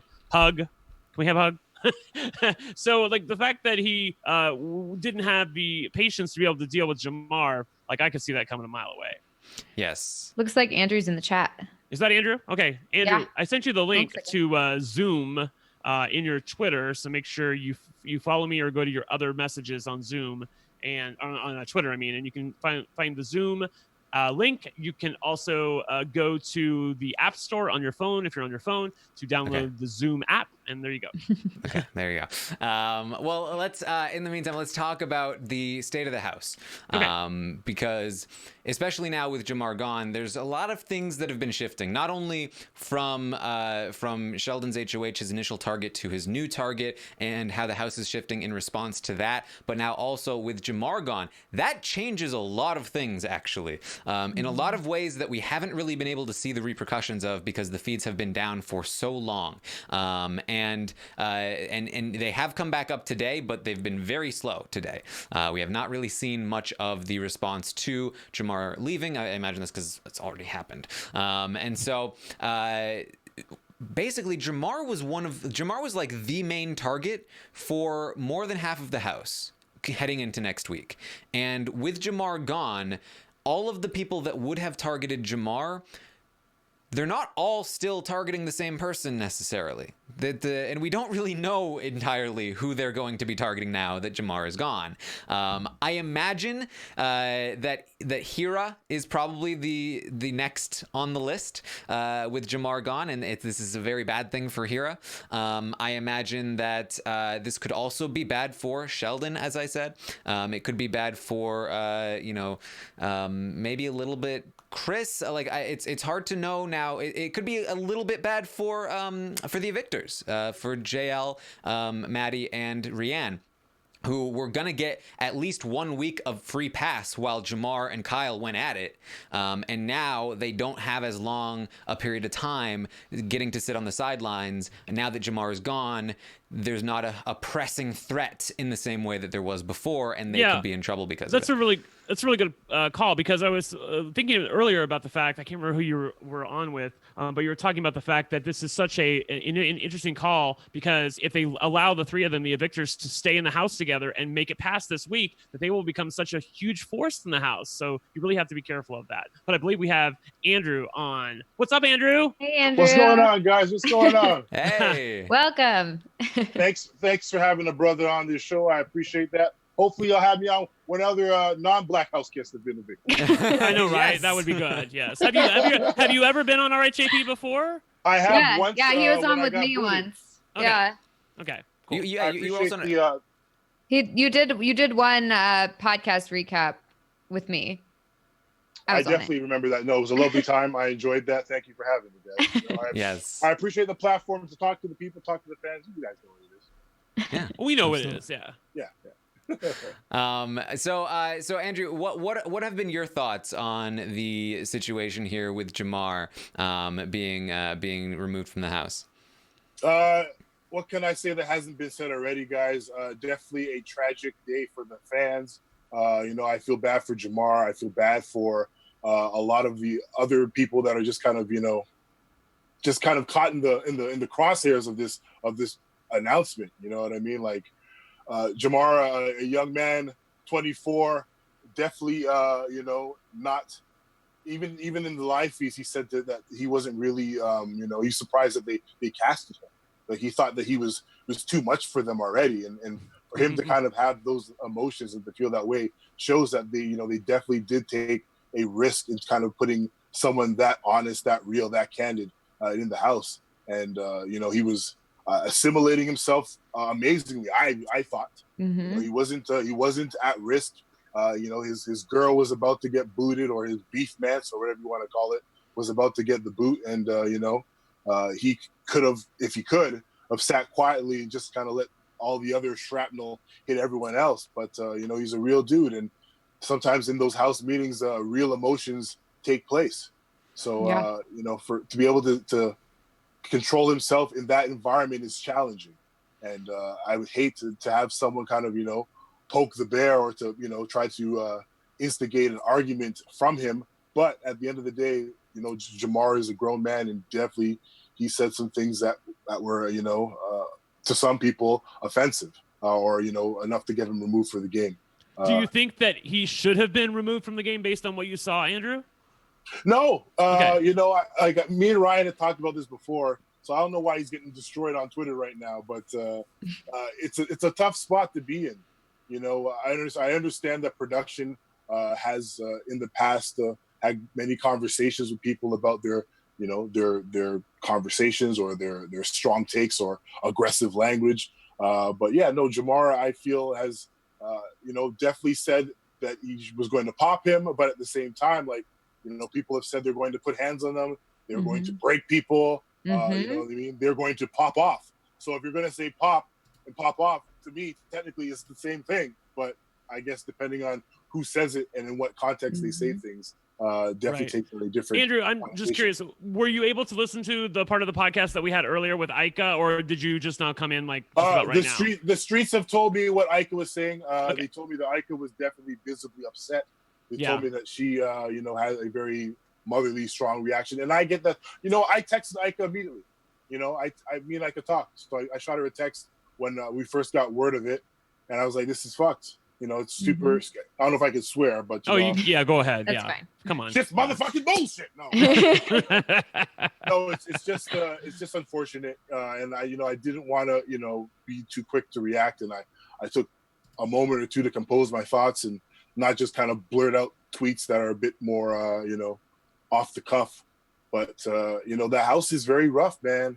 And, Ika and I have been through that, and we understand what it's like to be the one Black person, or the minority in the house, to kind of have to deal with that sort of scrutiny and the stereotypes that come with it.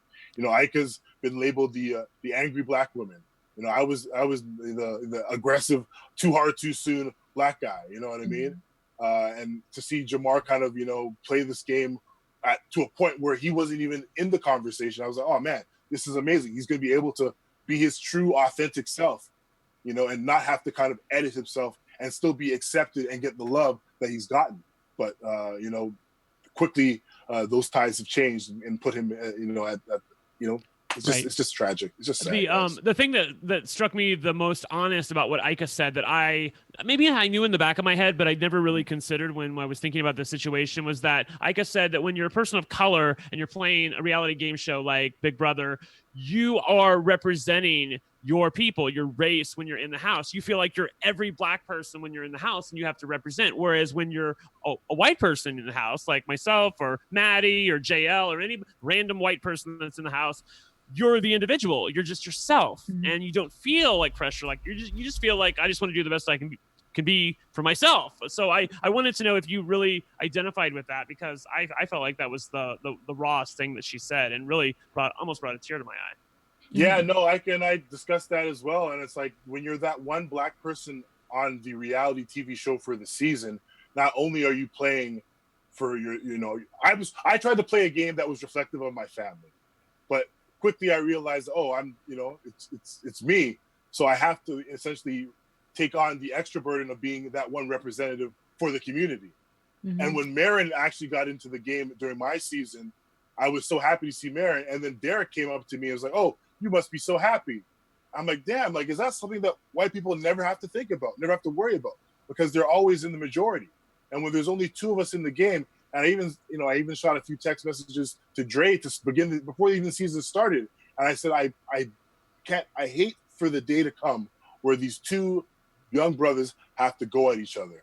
And when Jamar and Sheldon had that fake alliance or whatever, where, you know, Jamar and Sheldon had that conversation where they go, you know what, I'm not going to target you. Let's do it first ever final 2. Like, Jamar, I believe he meant that. Oh yeah, he did. I believe Totally. he meant that, and he was sincere and honest with that. And to now see, you know, the stance that Sheldon has taken, which is very anti-Jamar, which is very much, let me save my game first and bury this brother. That's you know, it's just rough, man. Like, and amongst the black people, I think there's an unwritten rule where it's like, hey, I'm not going to come for you. You're not going to come for me. We're good. You don't have to worry about building a relationship with me. And that's why I said to Mary, like, bro, you don't have to worry about me. We're good. You know what I mean? Go mingle with everyone else. And then let me know what's going on. Because we don't have to check in because we're already checked in. But everyone plays this game differently. Everyone plays this game and compromises themselves either, you know, culturally or for the community or just for themselves. So kudos to those that can do that.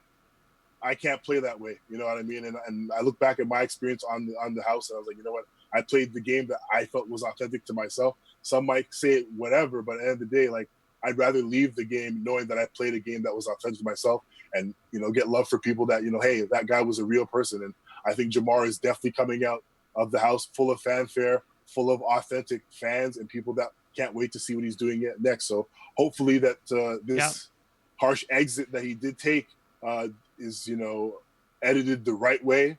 You know, the live feeds know what transpired and what went on. So I'm just curious to see how production plans on going forward and covering up or, you know, not covering up what actually happened. Yeah. Have we talked? Did I miss the conversation about what's going on with Kyle? What are white people saying about Kyle? What's going on? Melissa, take it. Oh, well, Kyle goaded him on. I mean, everyone's saying that Kyle was like, he was wanting Jamar to do something. He was wanting Jamar to react. He was doing kissy faces at him and, you know, asking him, well, what else are you going to do? Oh, and then what? Well, what are you going to do? Like, he wanted a reaction from Jamar. Yeah. He wanted that to happen. He wasn't some innocent bystander. And I'm pretty sure everybody online, like, hates Kyle. So you don't have to worry about that one. Yeah. But, you know, I want to say that, like, I agree with you. I am curious to see how the show decides to handle this because, I mean, if they just show it exactly as it happened and then say, yeah, and we kicked Jamar out because of that, it's not going to make any sense to the viewer. It's going to be like, well, but why though? Like, it doesn't make any sense. No, they're going to have like the other house guests. They're going to, right. And they're going to they're going to make Kyle and Vanessa the victims. They're going to have them teary-eyed in the DR. No. Like, they're going to have Sheldon. No, Yeah. Melissa, they're going to have Sheldon in the DR. They're going to have Well, Sheldon yeah. in the They're DR gonna- explaining to people why Jamar got kicked out, which is like gaslighting Canada in the great majority of North America. So I already know what's coming. I'm already ready to hate the episode. Like I'm already ready to be furious. So It's a tough one, guys. Like, you know, like people will, and you guys obviously know Big Brother, but like people will say some shit to get a reaction from you. And sometimes the hardest thing you can do is not give them a reaction. And as a black man, sometimes my reactions are always positive. And the second I show emotion, people are going to be like, oh, he's playing aggressively. No, I'm playing passionately. This is the game that I've always wanted to be on, and I'm passionate to be here. So let me be able to you know, play the game that I want to play without people calling me like calling me aggressive or calling me toxic. If you or were calling white, me, you know, Andrew, honestly, like people just think about this. Honestly, if you were white, people would have just called you a little crazy. Like, oh my God, that guy's crazy. But because you're black, they say you're aggressive. That is the difference. And if you can't see that, you're absolutely blind. Yeah, you know, microaggressions is a word that, you know, I knew a little about before my season.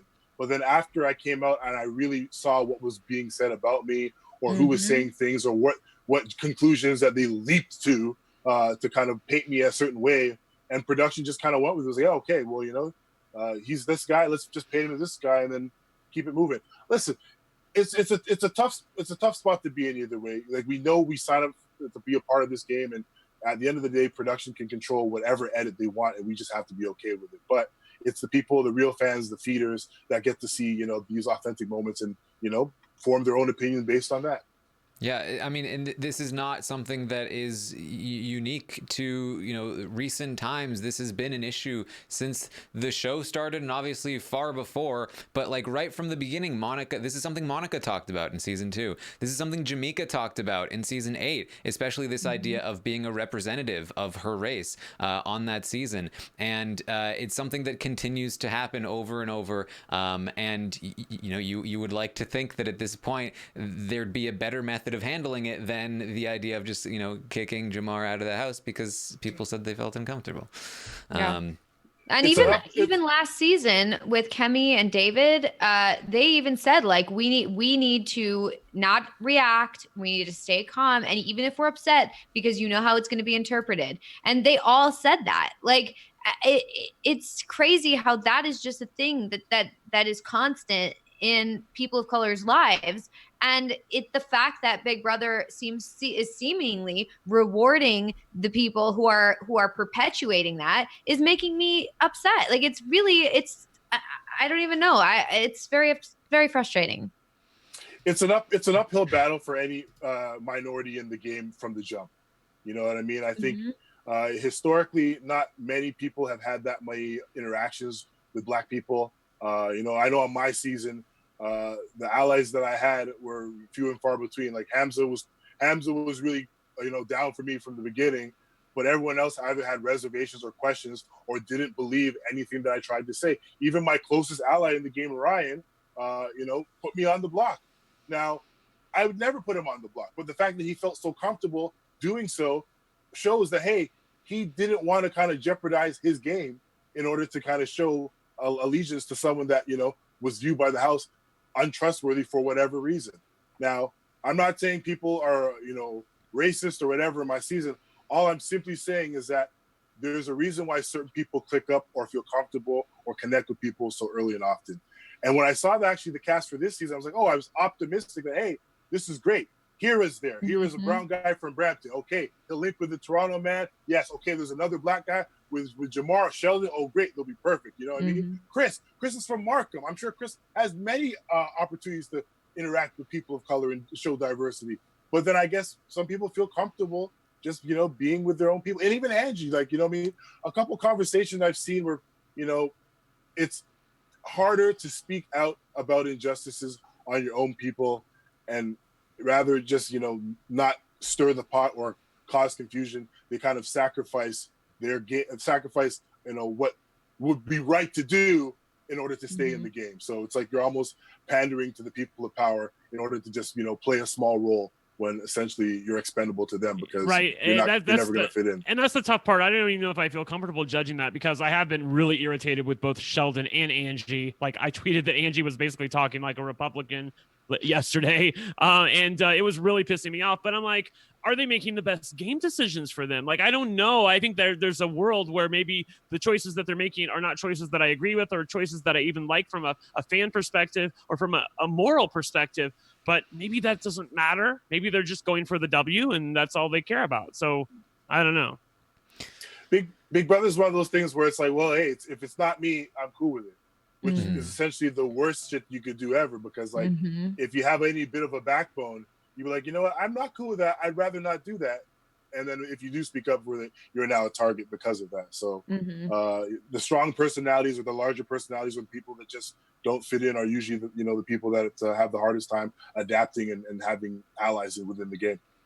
Yeah, I had just been talking about how taking out your own allies is the worst move, and I did forget to name Ryan, so thanks for reminding me that Ryan should also be shamed for that move. Telling everyone that every week that Ryan definitely cut his own arm off there by Yes.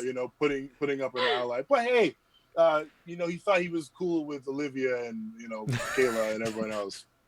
Trust the process. Trust the process. Trust the process. Yes. Yeah, right. Yeah. Yeah, truly a name that deserves to be up there with Raul and Cindy. Ryan. Sorry, there, Ryan. So yeah, it's this whole situation is unfortunate, and it just continues to be an issue.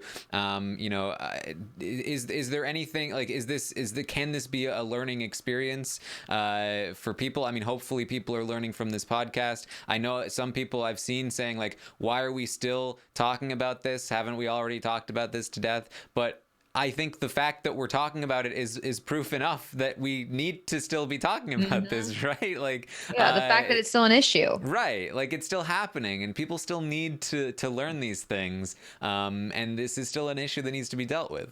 And we're all fans of the show too, and like no tea, but Jamar was a huge fan favorite. He absolutely is and was. Totally. And so the fact that we got the rug pulled out from under us, I mean, like I said to you guys earlier, when the feeds went down yesterday after the House meeting, somebody was saying, oh, like, are they going to close Big Brother because of the coronavirus? I'm like, no. This is what Big Brother normally does. Whenever there's something controversial happen, they take the feeds down. I don't love it, but that's just what they do in Big Brother Canada, because the feeds are free and they go about their business and then they bring the feeds back up. And I was like, there's no way in 2020 they're going to kick out Jamar, who is ostensibly a fan favorite. And huge.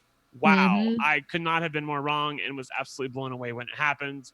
So I just feel like I needed to rant a little bit and grieve, and I know that our rants sometimes can help other people with their thought process and coming to a sense of closure on the show, and whether you can want to continue watching it or not. I know there's people who've tweeted me who are longtime fans who are like, literally, I'm fucking done with Big Brother Canada after this, and I can't imagine they're going to be happy with the episode that's coming on Thursday. So who knows? Again, also, by the way, the fact that episode is coming on Thursday leads me even more to believe that Minley is eventually going to be safe and they're going to cancel the eviction, because I can't imagine they're going to want to handle 2 evictions / ejections in one night. But is it? I thought I read Wednesday. Well, Wednesday's the veto meeting, and the veto meeting already happened. So, like, unless they have the veto meeting early on Wednesday and then they want to have the House meeting later on Wednesday, they're going to have to deal with it on Thursday. Because the veto meeting always takes place at the end of the episode on Wednesday. You're right. It says Lee's exit will be addressed on Thursday's episode. I swear it said Wednesday. Maybe they changed it. Oh, they did change it. They said the article changed it to Thursday. Okay, cool. So you're not crazy. Yeah, you're not crazy. Just like they changed the article about Jamar when they accused him of what he did. They first said something else, and then they changed it to, he threatened a house guest. Then they changed it to he threatened Kyle, and now they're changing it finally to that he broke rules. Which, again, I'm looking at all the litany of Big Brother Canada house guests that have broke these same rules, and yet those people weren't ejected from the house. So explain that to me. Yeah, no, it's just one of those things where, like, Twitter is great for receipts.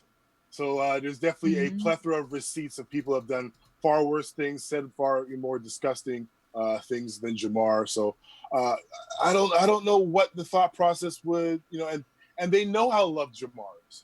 So why would they shoot themselves in the foot? And I will say this: I've been to a few different events with Big Brother, and I even met a few people who work, also being on the show. I know people behind the scenes as well. Right. But I know that Twitter and social media conversation is a huge point for them. So maybe they knew that by creating this wave on social media would just continue to kind of, keep that fire burning and maybe, expand the reach of the game. And if people weren't tuning in before, maybe they'll tune in on Thursday to see, what that Jamar effect really is about.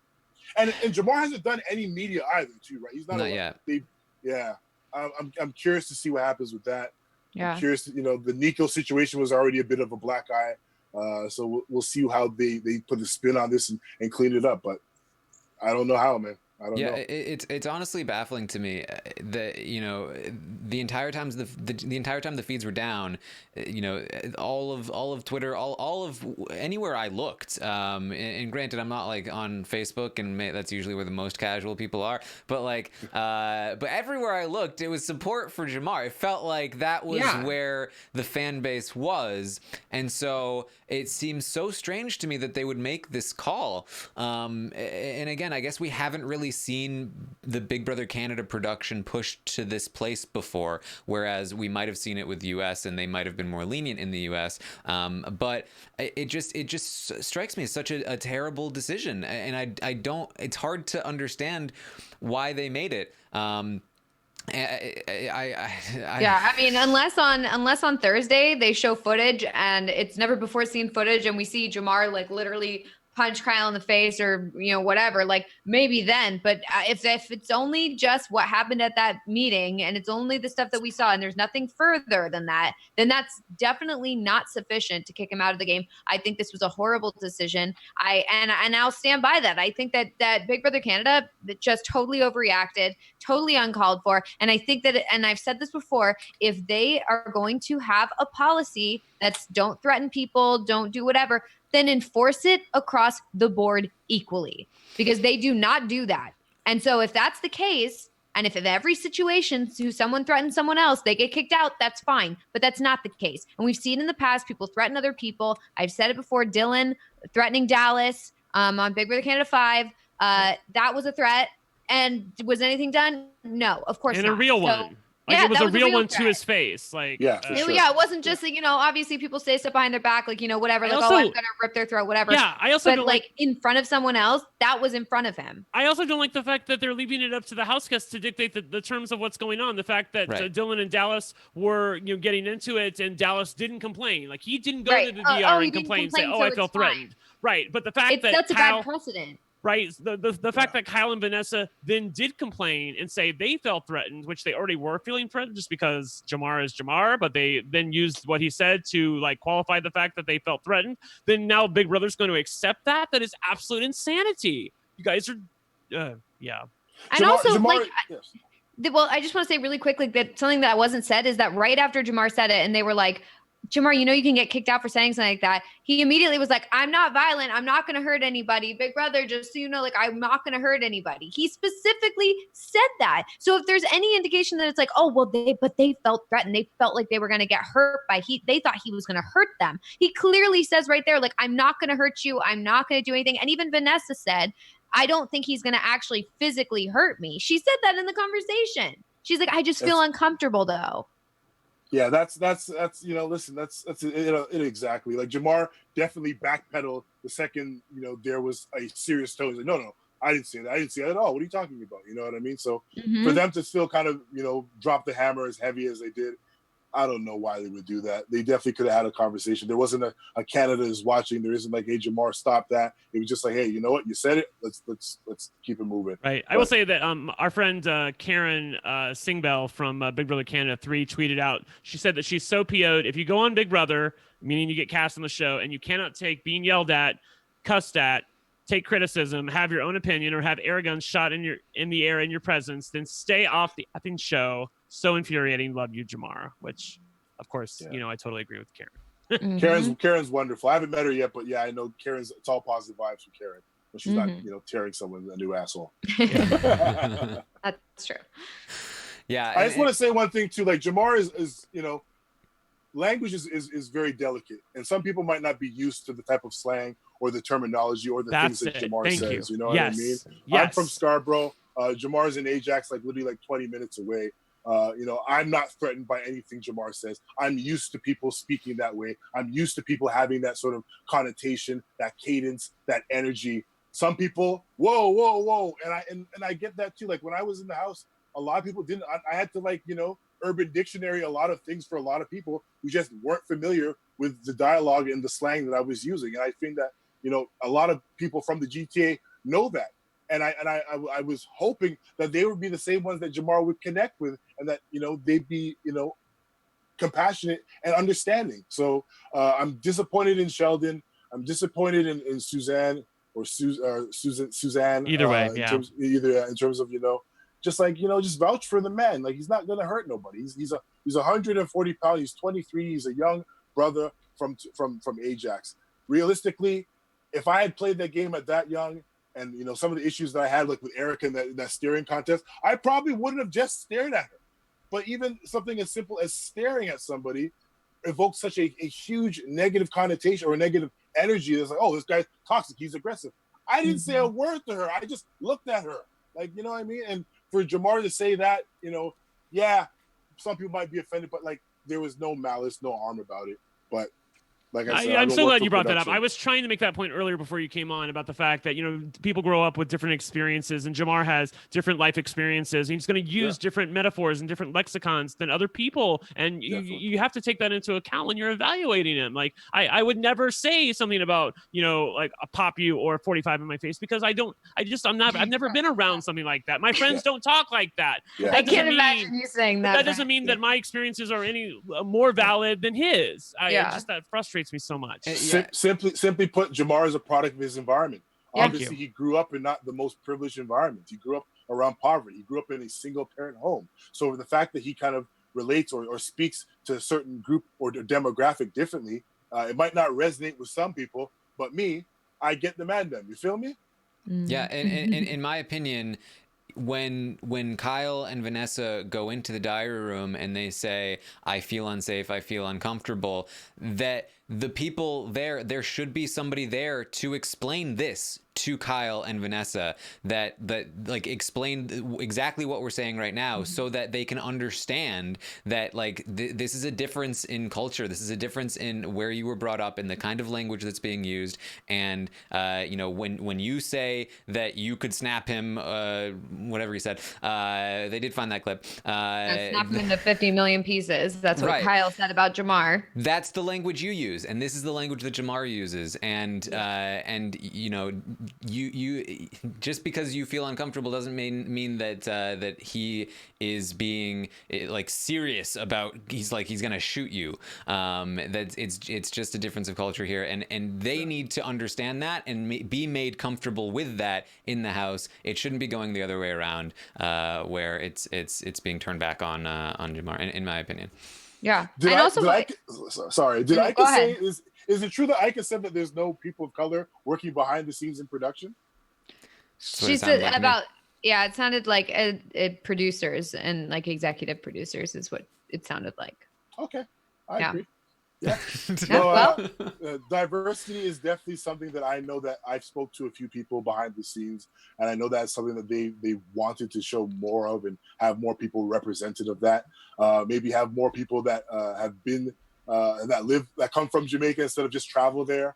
You know what I mean? Or people that I don't know. There's some, like I said, but it's some people. I shouldn't name names, but regardless, it's a tough situation either way.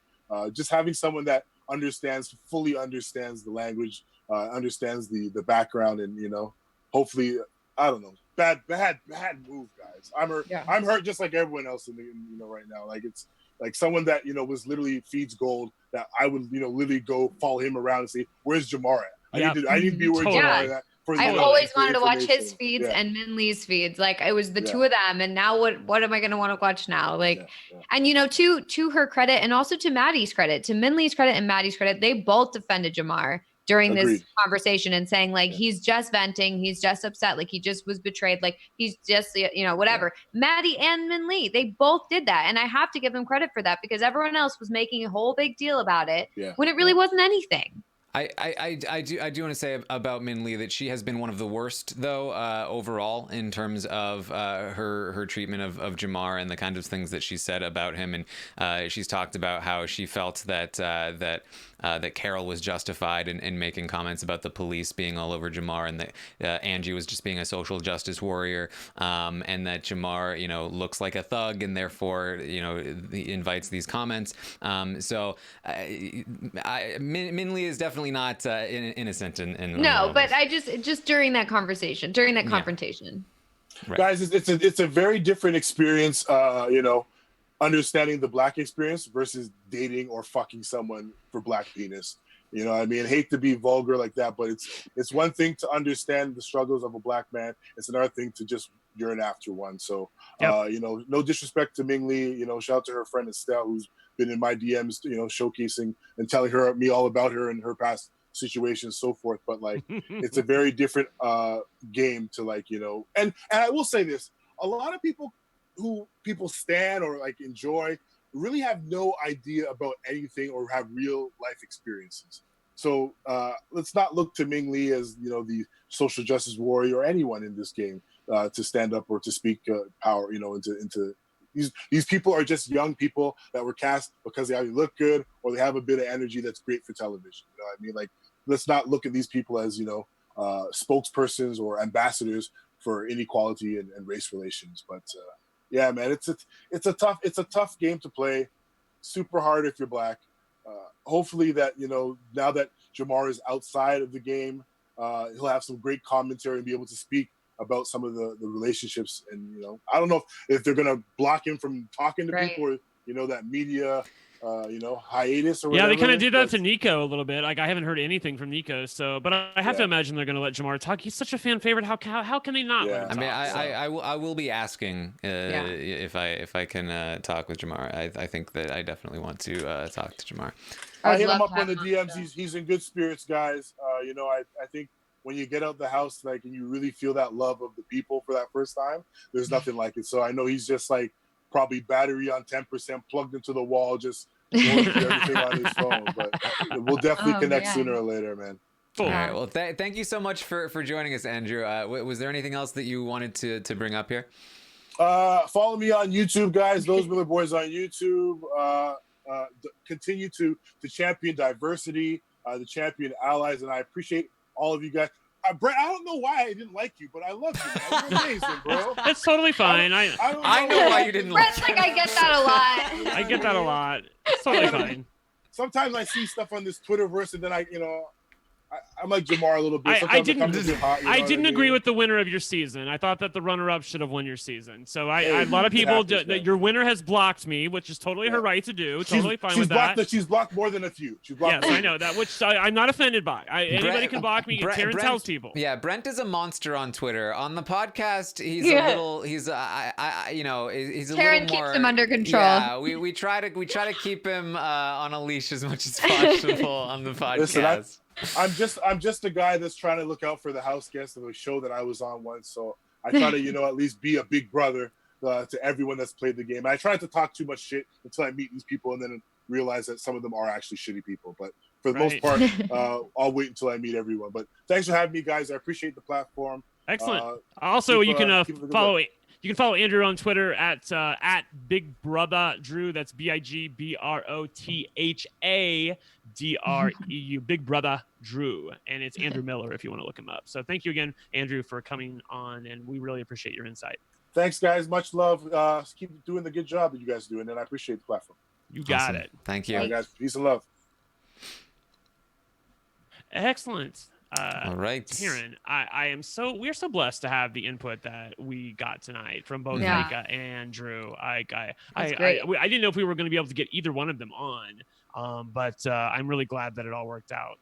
Yes, and this is definitely looking to be a monster of a podcast. So, like I said, I hope your seatbelt is buckled because I know we've my still got back a long is way to already go. hurting. So we were in the state of the house. That's where we were, right? Yes. Yes. Okay. So let's we don't even really know the state of the house. Yeah. Right. Let's quickly kind of talk about the state of the house. We'll get into the stock watch, which kind of sometimes overlaps anyway. So yeah. KVBS seemingly tighter than they were even before. I do think that Vanessa is now slightly more loyal to them than she had been in the past. She's now a little more visibly attached to them. In the house meeting, it was revealed that Kyle said, I tell her she can say whatever she wants about me. And she essentially admitted, yeah, I was lying about being against Kyle. That definitely puts a sort of damper on her maneuverability in the house when it comes to aligning with people who are against Kyle. And so she's essentially, like I said, she put this target on Kyle herself, and then outed herself as near Kyle, and now can't move with her allies as well because of her. She did it to herself. We also have 6 Feet Under, they're still hanging on by a thread here. That like Sue is still like just firmly like, we're running the game, guys. Yeah, 6 Sue. Feet Under. 6 feet under till the end. Yay, us. And then Carol's the opposite, where she's completely done with the alliance, but everybody in the alliance is like, we definitely have Carol because she's in 6 Feet Under. Meanwhile, she's like, what alliance? What's 6 Feet Under? I don't understand. So that's the right. I couldn't even remember that Carol was in 6 Feet Under. Well, there you go. And then we have this sort of side alliance thing that Vanessa has created with Vanessa and Carol created. Vanessa, Carol, Chris, and Angie, which I don't think I've ever seen them actually together as a group. Yeah. But I honestly, I wouldn't have even put this down because it seemed so like non-existent.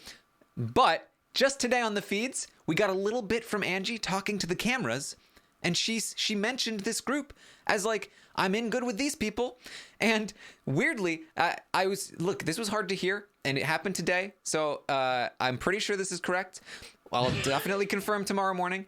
But I'm pretty sure what she said was this, she was listing off groups of people that she was working with. And she was like, so the only people I'm not good with, Sheldon and Kyle. They got to go. And Min too. Oh, wow. That is so bizarre. That's where Angie's head is at, guys. Wow. Yeah.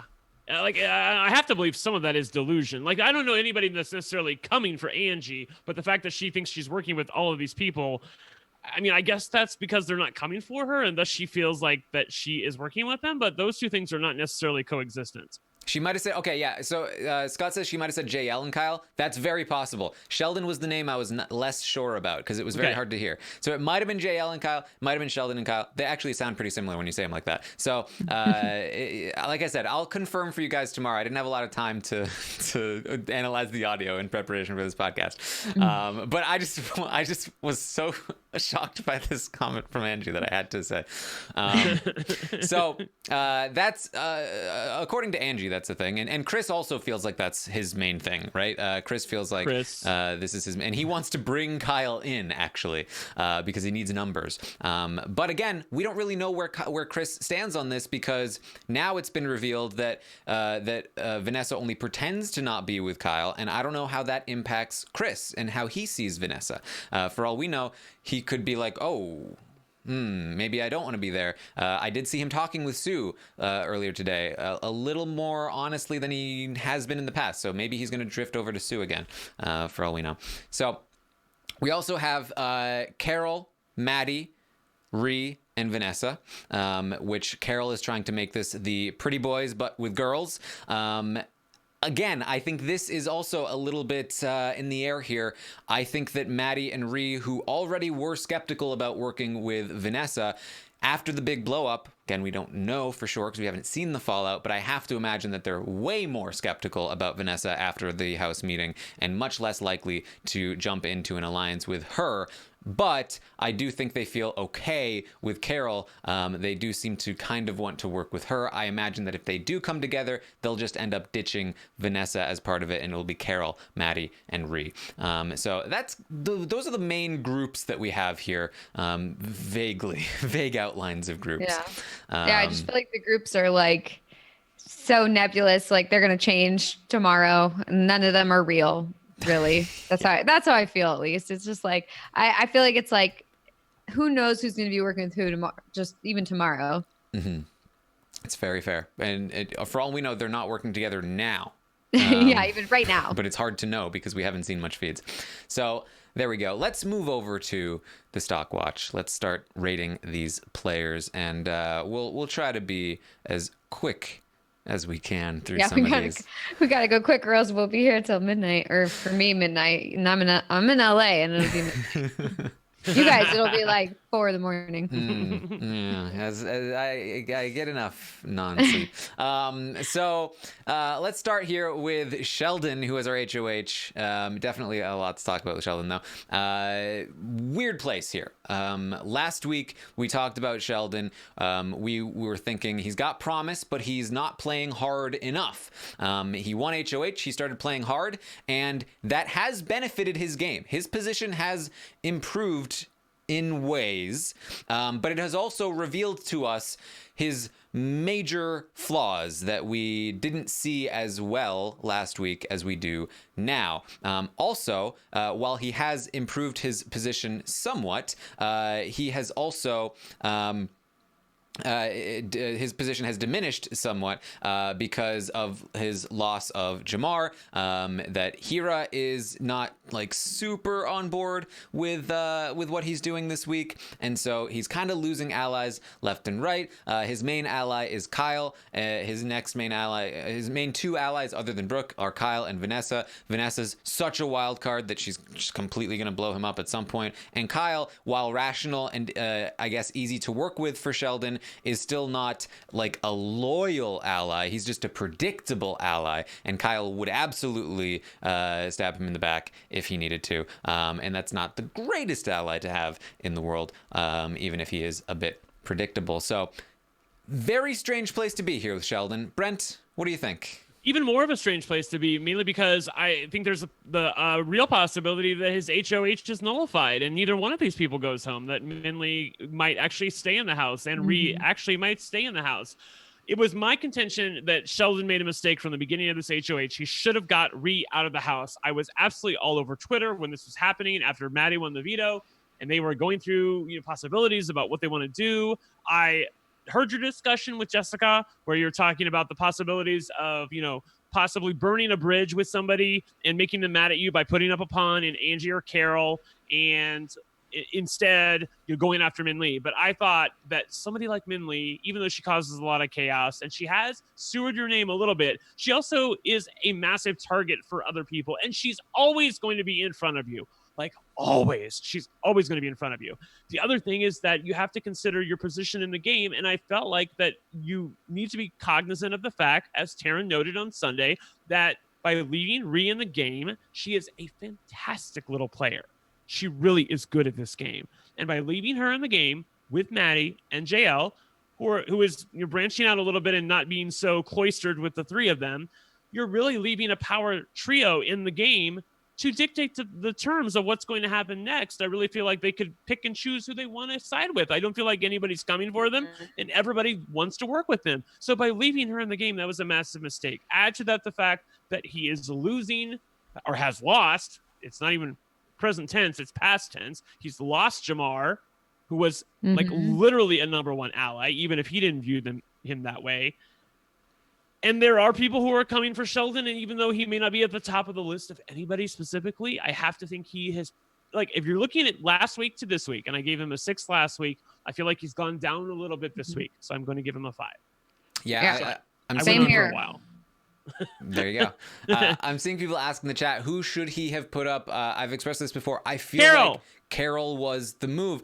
The problem is, and he just said this today, he has this weird faith in Carol that he really feels like he's got Carol. He's like, she respects me so much. Like, do not worry, Brooke. Carol is completely on board with us. And Carol is not completely on board with you. And she would have been the perfect pawn this week. I don't know why he trusts her so much. I don't know why he trusts Vanessa so much. I don't mean to belabor the point because I know we want to move quickly, but God damn it, he was so worried that if he put Carol up that she might actually go home and that Ree may not even go home in the first place. But I'm like, who cares if Carol goes home? Who cares? It doesn't affect you. Yeah, put up 2 people that you're totally fine with them leaving and just let the house vote. All right. Yeah. So fives from both of you. I'm with you. I have him at a 5. I think he's in one of the best spots in the house. I think he's one of the safest people in the house from eviction next week. I can't think of anybody that wants to put him on the block, except for maybe Angie, as far as I know.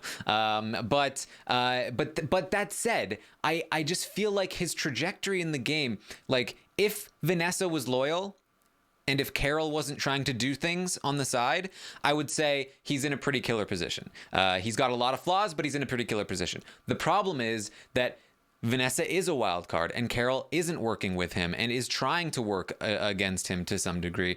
And that's a major issue. And until that issue is either solved or just kind of goes away, it's going to be hard to credit Sheldon too much for a position of being relatively safe, because I don't know how that lasts. It feels short term to me right now, and that's an issue for Sheldon after seeing the flaws that he has in his game when it comes to the emotional side of things. So it's a 5 from me, and then the audience, who was the highest on Sheldon last week, continues to be the highest on Sheldon this week. They gave him a 6 over the 5s that we gave him. So it's still going to average out there to a 5. Let's talk about Rianne, who is on the block. Last week, we overall gave her a 5, that she was pretty average, just sitting there. Has potential, but nothing crazy. I think that in some ways her position has improved, but in also some other ways, she is on the block. Yeah. And that shouldn't be ignored. Is the vote likely to flip? I don't think so. Is the vote likely to even happen? I don't know.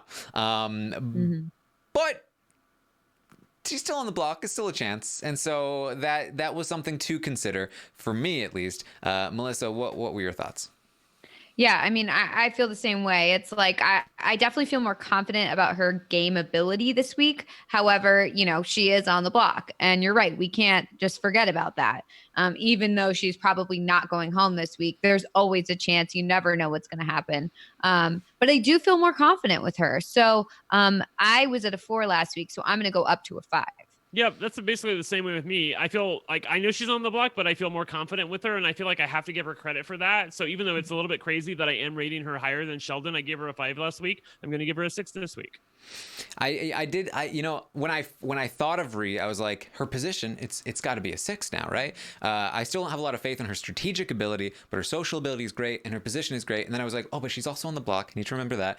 And something that I'm trying to remember to consider is that with Jamar gone, as I said, I do think that these evictors, their position is a little bit worse than it was prior to Jamar leaving. Jamar was a huge shield essentially in front of them, this big distraction from the evictors, and with Jamar gone, I could very easily see somebody, a lot of the people who Sheldon is working with, going after Rianne or Maddie in order to try and weaken this group. Even, I think some of them would also go after JL. Like, I think Chris now would probably go after JL. So I think that these evictors, they're not quite in the killer position they were prior to Jamar leaving. Jamar was actually in a really good Jamar was a really good piece for them on the board. They kept them safe.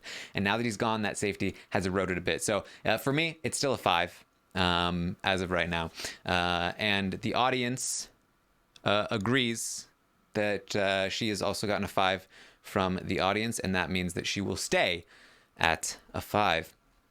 So let's talk about Maddie, who was the other person on the block, but won the veto with the help of JL, and is now safe. Again, with the evictors, I think in a similar spot to Rianne, a little bit less threatening. I think a little bit less likely to be targeted. But like I said, in a similar position, Brent, what do you think? Wow, I gave her a 3 last week. She's definitely not a 3 this week. It's basically a question of whether or not I'm going to give her a 4 or a 5. And unlike last week, I did not do my ratings ahead of time this week. I am more inclined to think that if people do come for the evictors, that they will go for Maddie. However, there are some people in the house, namely Sheldon and Brooke, who are more concerned about Rhiann. And so if they do go for them, maybe they will go for Rhiann. Maybe Maddie would be more safe. Maybe they would go for JL. Maybe Maddie is actually number 3 out of 3 of the people in that trio.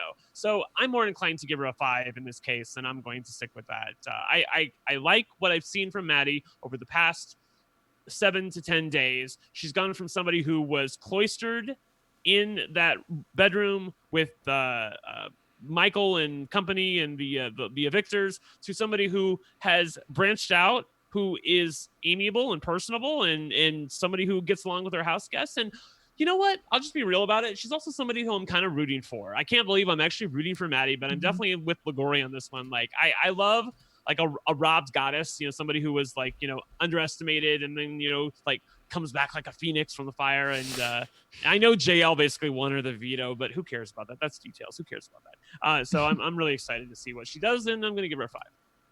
All right. Melissa, what do you think?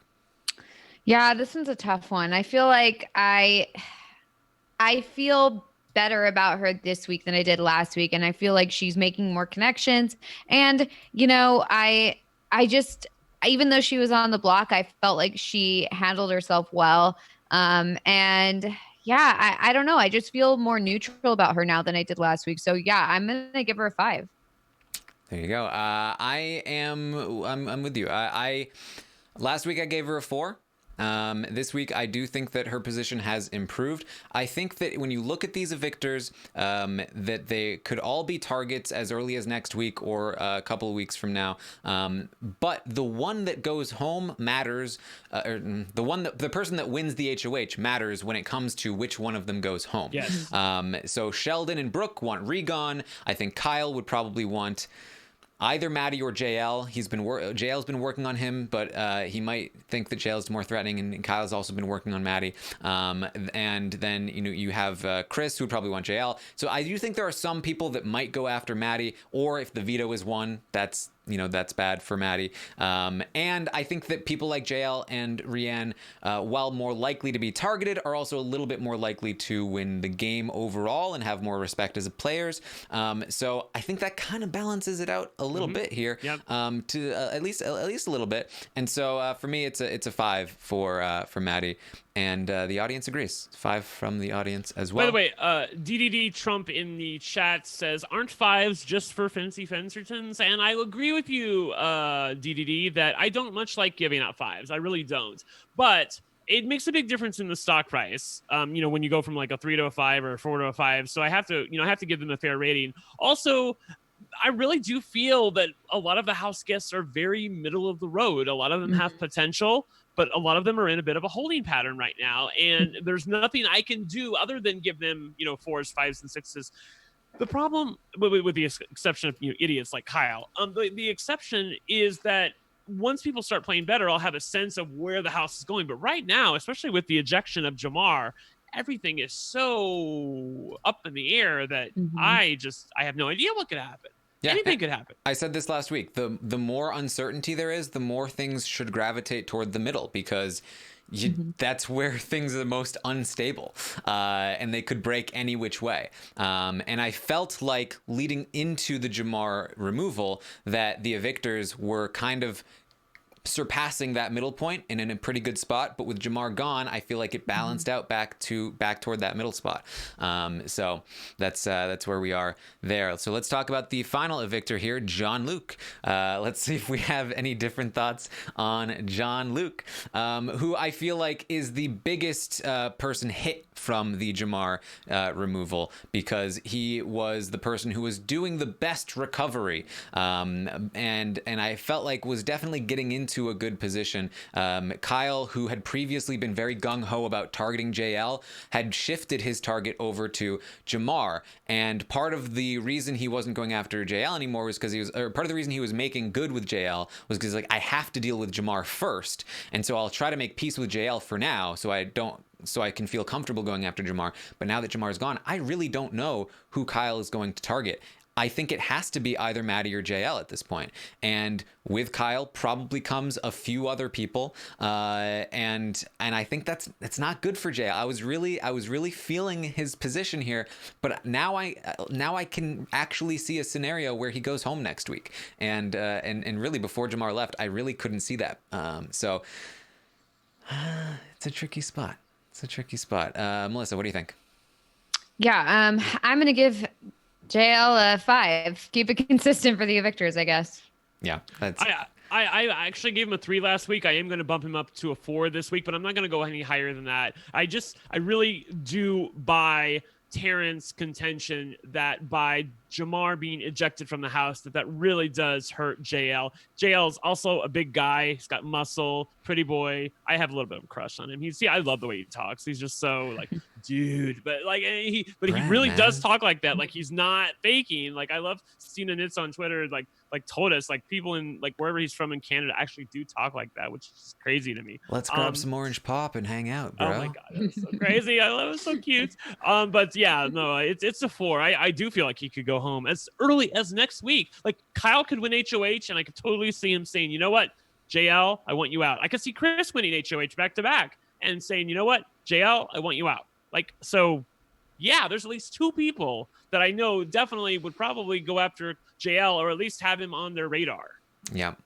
It's it sucks too because I was really digging it. I was ready to come into this roundtable like, guys, JL, he's in the best spot in the house, but yeah. This did not work out for him, and it seems like the audience felt similarly. They gave him a 6 here, which was barely a 6. It barely reached that. Now, what I did today for the survey is that I put it out in the morning like I usually do, and then when the feeds came back and we found out that Jamar had been removed from the house, I actually allowed people to edit their responses with the knowledge of Jamar's eviction, and so that didn't change a whole lot, I think, based on what I had seen before, but I think that as people started to realize that Jean-Luc was maybe not in as good a position, I think the editing dropped it down a little bit, but not enough to drop him down to a 5 from the audience. So it's going to be a 6 from the audience, but overall a 5. So far straight 5s from us here, which, you know, guys. I've been trying to make it so that we average out to 5 because that's where we want to be, right? I didn't anticipate that it would just be straight 5s to make that happen. Yeah. But not everybody's going to have. The great thing about the way that they do the algorithm now and the stock prices is that even though all these house guests are getting similar ratings, they're not all going to have similar prices because of the fact that their price this week is based on their rating from last week compared to this week, and you get a score and a price. And it remembers. The formula remembers. Exactly. Just like the North. So we've got Min up next. Min.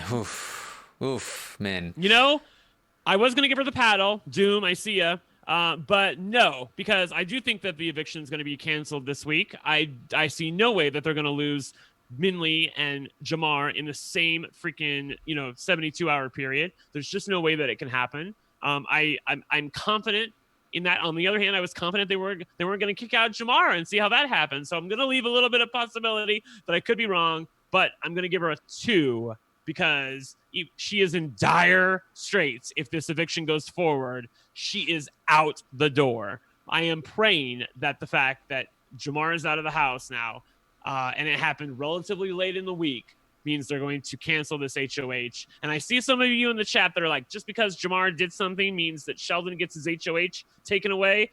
You know what? There's precedent for it. It's happened before in Big Brother where people's HOHs have been taken away and they close that HOH and move on to the next week when someone is out of the house. So, yep, I am fully prepared for this to happen, but I'm going to give her a 2. All right. Yeah, I would have given her a 2. Like, I would be giving her a 2 right now if I thought the eviction was definitely happening. So because I feel like there's a chance it might not happen, I'm actually gonna give her a 3.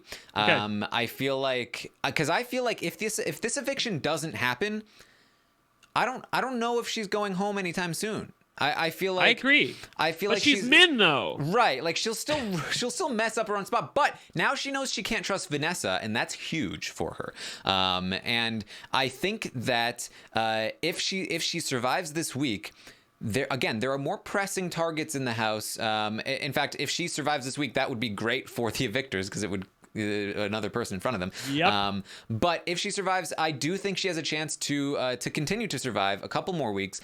She's not somebody that a lot of people want to waste an HOH week on.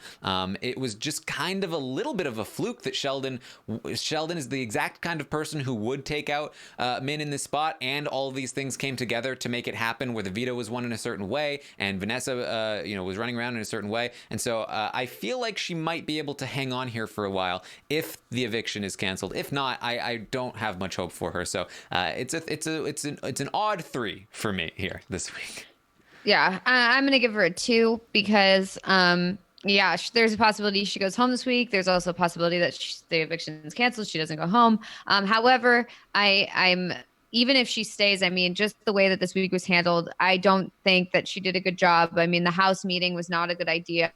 When she's talking to Brooke in the bathroom about like what's going on and if she trusts her and blah blah blah, and Brooke's just like if someone's just agreeing with you by just going yeah, that means they're not with you. That means they don't agree with you. Like, unless they start adding in their own stuff, like, they're not with you. So I mean, like, for future house guests, know that, because that always happens. If they're not adding in and they're not joining in the conversation with you, you're talking to a wall. You're talking to someone who doesn't want to listen to you.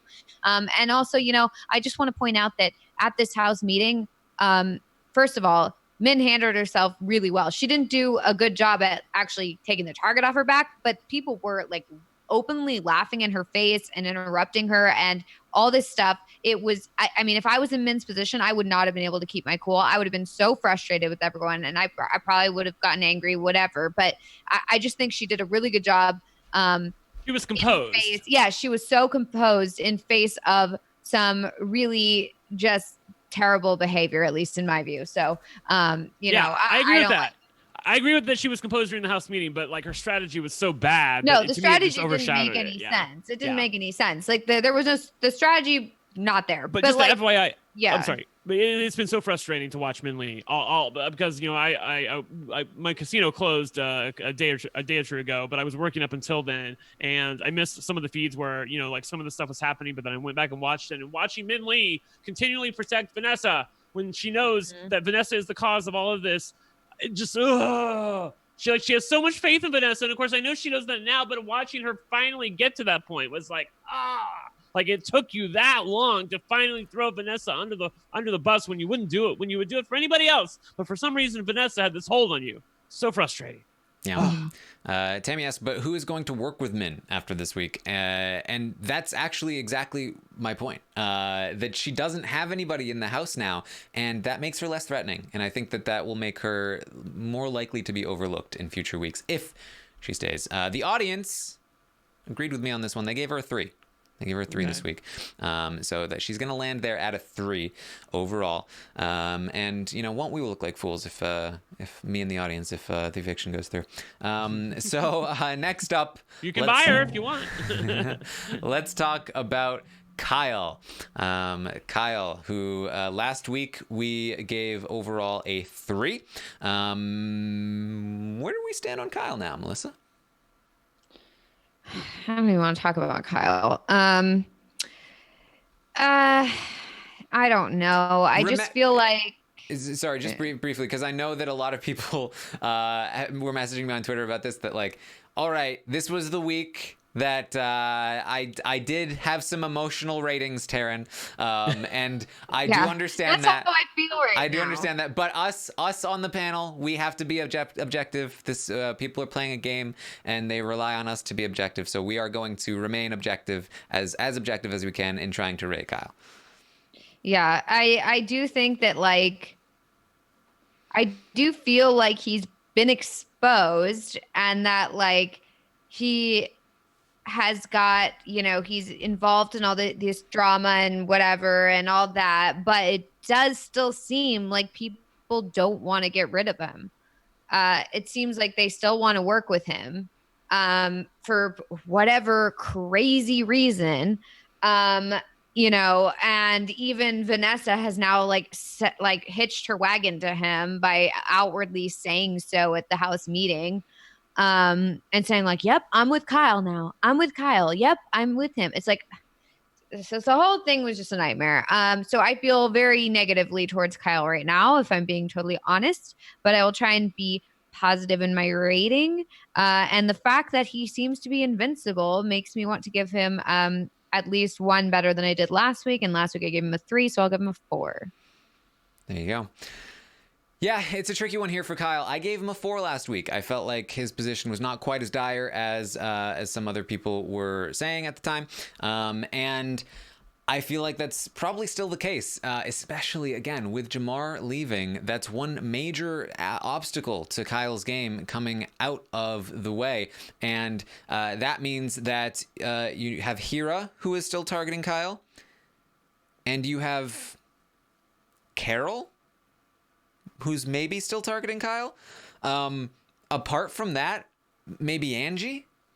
I'm hard pressed to find a lot of other options. JL, Maddie, and Ree have all said that their priority is Chris over Kyle. And so if that's the case, I mean, Kyle will still be in danger. He will probably still be on the block. But if they are wanting Chris gone more than Kyle, and you have the likes of Sheldon, who is also trying to protect Kyle over Chris, then Chris probably goes. And that's good for Kyle. That said, he's still in a spot where he might go on the block. He could very well be in danger, and there are some people who are coming after him in particular. And so I can't give him a 5 like some of the others. So for me, it's also a 4 this week. So Brent, what do you think? Yeah, I gave him a 2 last week, and I think he's done marginally better this week. So I'm going to give him a 3 for some of the reasons that you guys stated, but also the fact that his number one enemy in Jamar is out of the house. Also, the fact that even when I see people coming for him, Taryn, I'm not even sure that they have the votes to get rid of him. Mm-hmm. Like I could see Kyle going on the block and Sheldon and company working the votes in such a way where Kyle actually stays. So I'm not even sure that there's a way to get him out of the house right now. That said, of the people who are remaining in the house, there are definitely a few people who are coming after him who don't like him. And he is obviously a massive backdoor target. Anytime 2 people are placed on the block and the veto gets used, his name is going to go through your head. It just is. So I can't give him any higher than a 3. There you go. The audience agrees with you on this one, Brent. They gave him a 3 out of 10 this week. So he is going to land there overall at a 4. So let's talk about Angie. I gave Angie a 4 last week. And I gotta say, I'm still not super down on Angie. I feel like this cast is really wide open. There are definitely a lot of people who don't respect Angie right now, but there's so much game to be played for me to be like that down on Angie. And I don't feel like there's really anyone in this house that I can say with certainty can't win a jury vote. Even Angie, who I think is probably in the worst position to win a jury vote. I feel like there's so much game to be played, and she knows the show, and she is in some alliances. I do feel like I'm not quite as down. I'm gonna stay at a 4 for me. I don't think she's going anywhere anytime soon, and that's a long time to change her station in the game. And so it's a 4. Is she eventually able to accumulate the credibility and the agency in order to win the game? I don't know if that's possible. I just don't. I gave her a 2 last week. I'm going to up my rating to a 3 this week. So I'll give her some improvement. She's not like totally invisible, and she does seem to have some interest in actually playing the game. There are other people who have like more interest in playing the game now. Maybe it just takes people like Angie and Carol a week or 2 to get, acclimated to things and actually get into it here. So from a 2 to a 3 is not too bad. Yeah, that's same for me. I gave her a 2 last week, 3 this week. There you go. The audience, wow, that was a close one. The audience went with a 4, just barely a 4. So there you go. It's a 4 overall for Angie. Let's move on to Carol. Carol, who last week was at a 2, remembering that she nearly quit the game last week. Things have changed for Carol. She definitely has a newfound energy for the game. She got a letter from her wife saying, stay in the game. She is now way more involved in the strategy. She is in a couple of different alliances, working her way through. I think she has a similar issue to Angie in that she is not as respected in the house, although I think she is more likely than Angie to be able to win respect by the end of the game if she makes it there, especially with the maneuverings that she's making right now. And for some reason, people like Sheldon trust her for when they shouldn't. So Carol's a tough one. Brent, how do you feel about Carol? Similar to Angie, I also gave her a 2 last week, and similar to Angie, I'm going to bump her up 1 point this week. I'm going to give her a 3. I do question the idea that someone like this can actually win a jury vote at the end. She wanted to quit the game, and even if she gets to, like, say, Final 5, Final 4, they're going to get rid of her. They're never going to let somebody like this get to the end unless they view her as a total GOAT, in which case she's not going to win anyway. So, yeah. I'm same. To me, a 3 is generous. Same as Brent. I gave her a 2 last week, gave her a 3 this week. All right. Well, it looks like our ratings for Carol are identical with our ratings for Angie, because I gave her a 4 and the audience gave her a 4. So she's going to land there at a 4. Let's talk about Hira. Oh, man. I was so excited to rate Hira this week because at first I was like, oh, Sheldon won. This is great for Hira. And then Sheldon was like, oh no, Hira's got to go. And I was like, no, this is terrible for Hira. And then it was like, uh-oh, no, Jamar has to go. Hira's the one that we want. And I was like, oh, this is great for Hira. And then it was like, Jamar's now gone. And I was like, oh no, back to bad for Hira.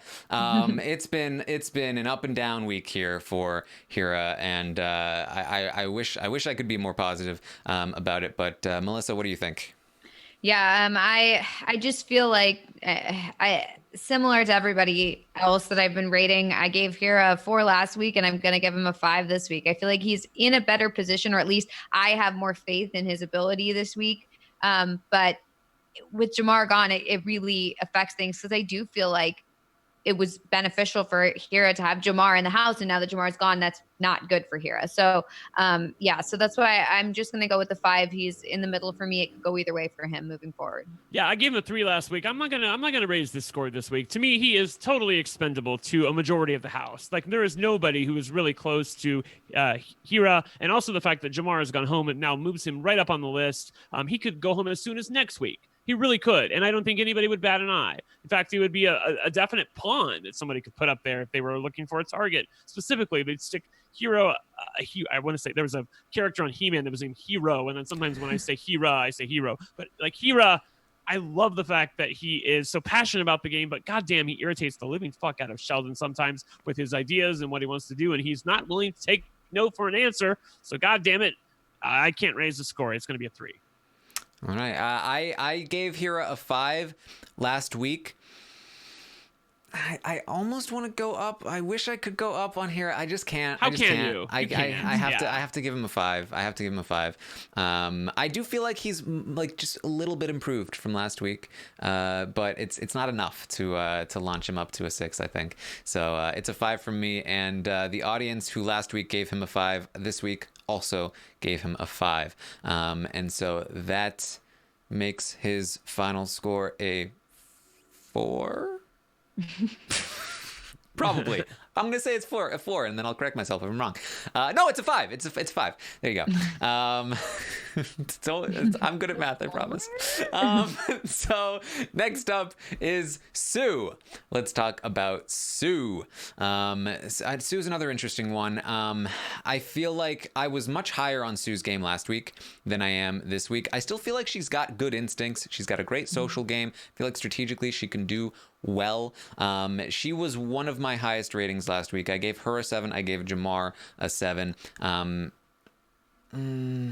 don't know if I can justify that anymore. But Brent, what do you think?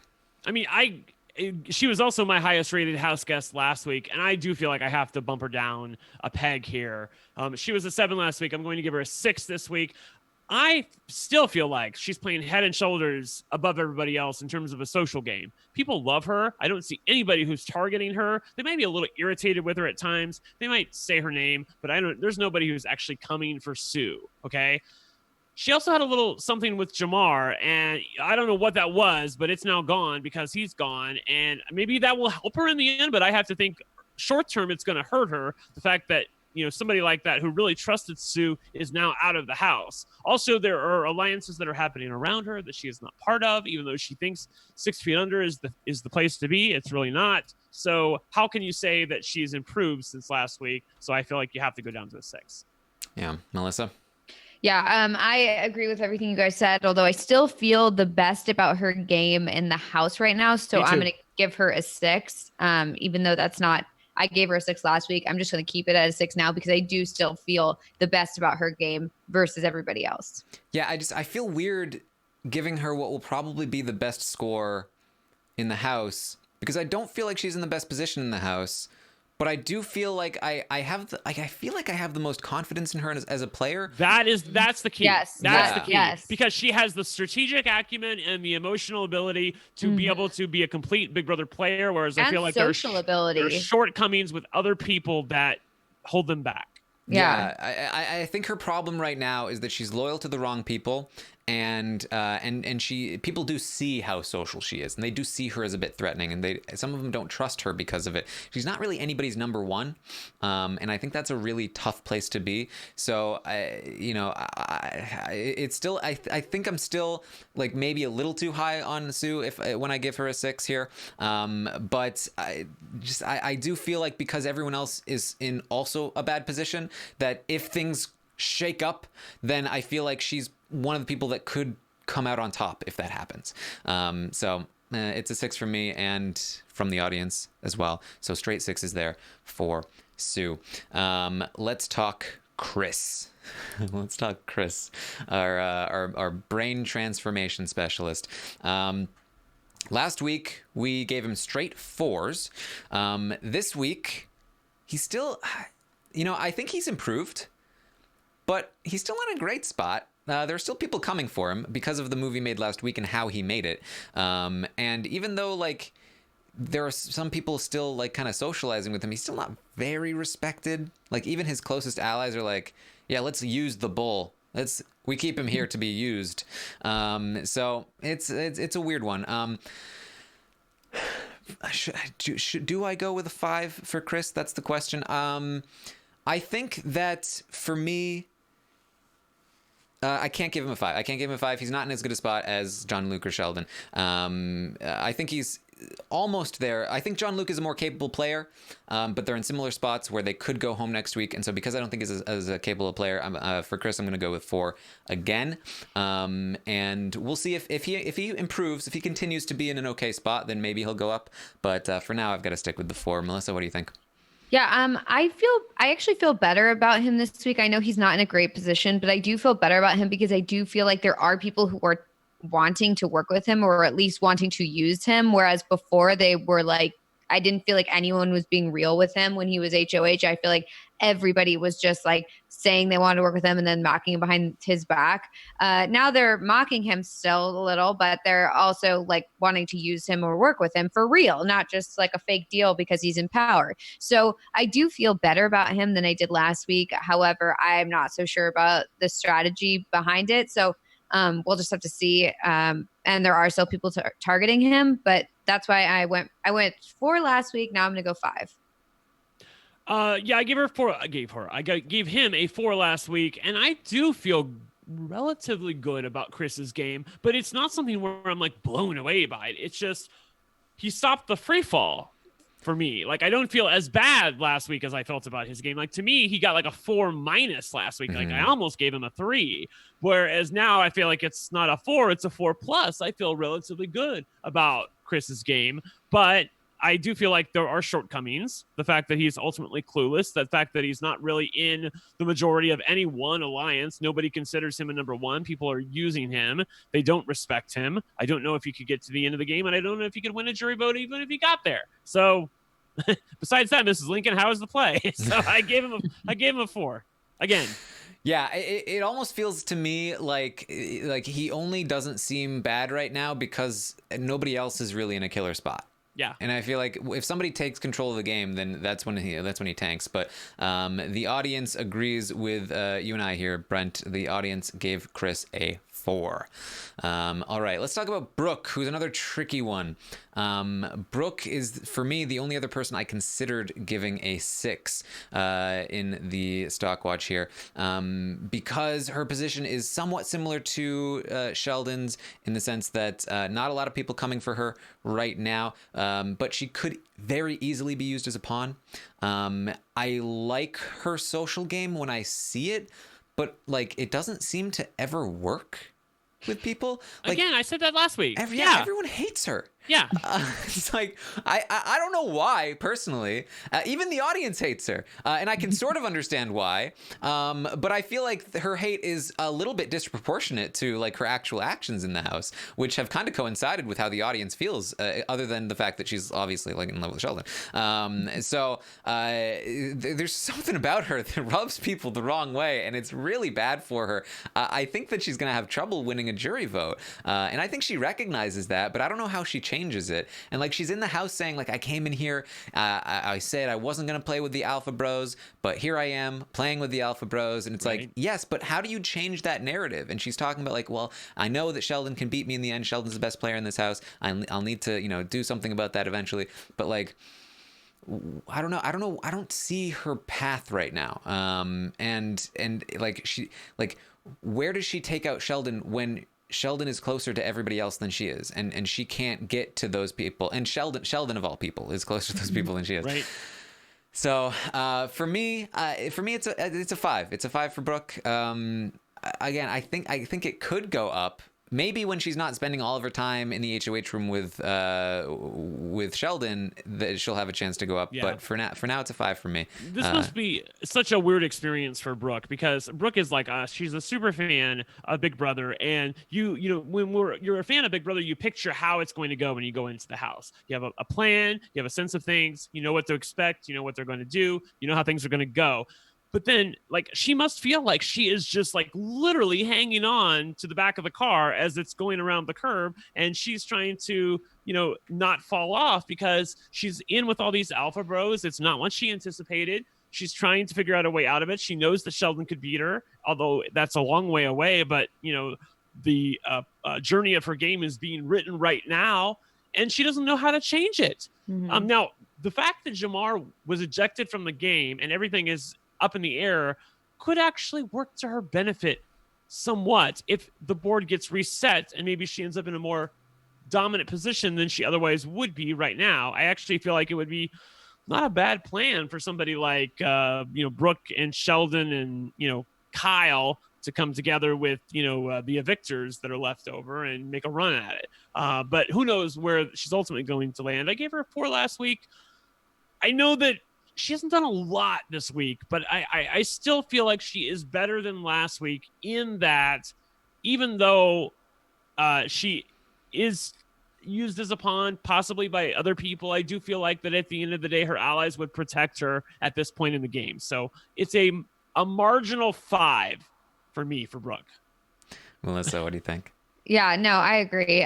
She's same here. Everything you guys said, she's a 5 for me. Yes, and just very, very quickly, also, like, she keeps talking about how, like, her gut instinct when she walked into the house was Rhea is going to be the person to take me out of this game, and now Rhea's staying in the game, very likely. When people have these feelings, in my opinion, these are not premonitions. In my opinion, they have these feelings, and then they make them happen. Like, Tommy feeling like Cliff was going to be his downfall in the game. It happened, right? So I feel like it's gonna happen. I feel like Rhea is gonna take out Brooke at some point. I feel like that's just gonna be how it works. But the audience is with us on Brooke. It's gonna be straight 5s for Brooke all the way down. So finally, let's talk about Vanessa. Vanessa, who got the paddle from Brent last week, and it was in a tricky spot here. So Brent, you still have the paddle ready? This is just so infuriating for me because I don't know what to do with this person. I'm asking. Okay, this is the question I'm asking myself. I gave them a 1 last week. I know what she did last week. Has she improved in any way this week to better her game or put herself in a more advantageous position than she otherwise was before?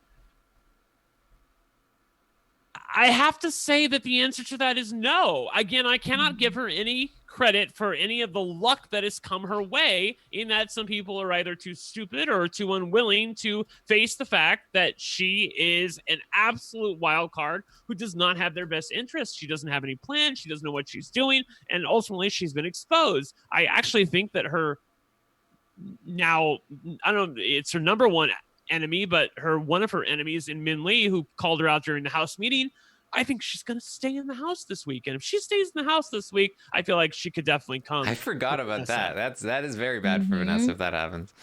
So I don't see how I can give her a better score this week. I know some people didn't really agree with the paddle last week, but I'm going to give her the paddle again. The paddle is back. It's a 1.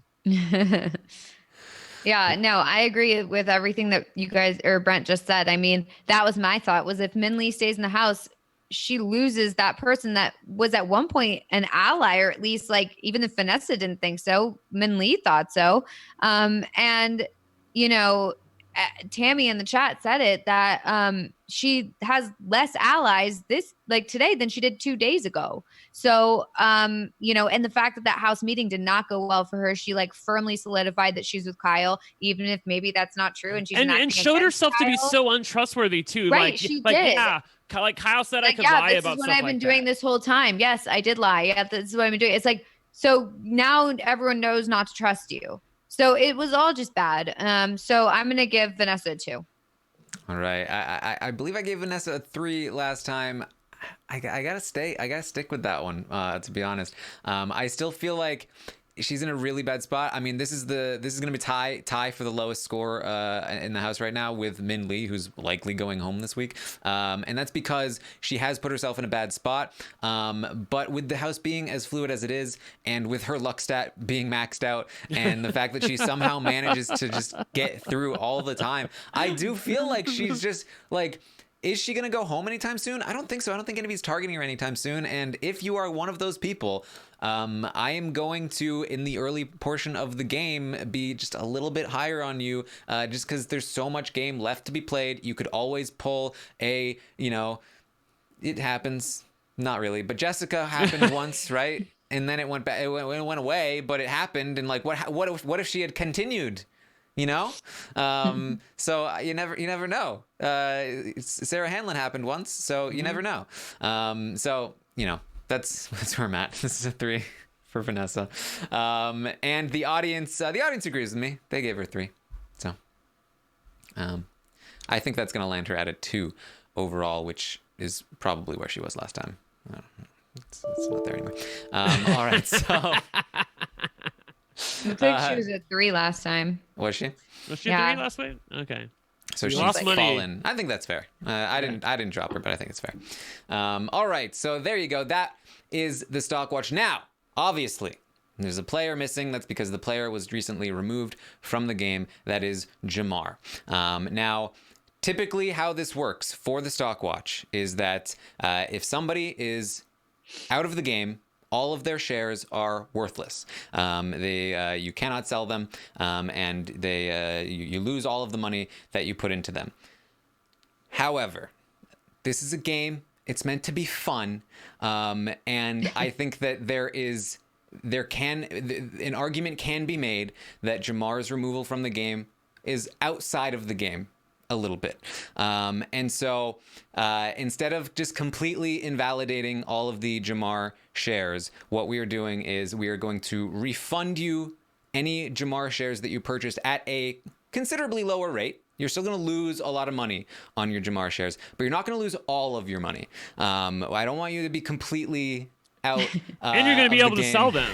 Yeah. Right. Yeah. You have already automatically been refunded these shares. Right. Jamar is no longer on the market. And so you still have lost a considerable chunk but you are not completely out of it with this. And this is going to be what we do moving forward with any potential removals. This hasn't happened since Willie Hance, so it wasn't really something that we were anticipating.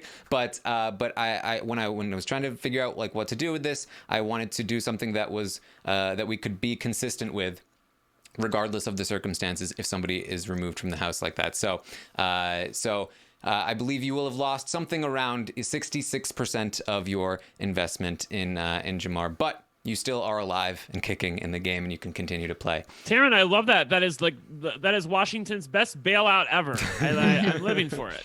We're protecting. The safeguards are in place for the market. When it drops too hard, it closes. The circuit breakers. Too real, guys. Hit, it's right? too real.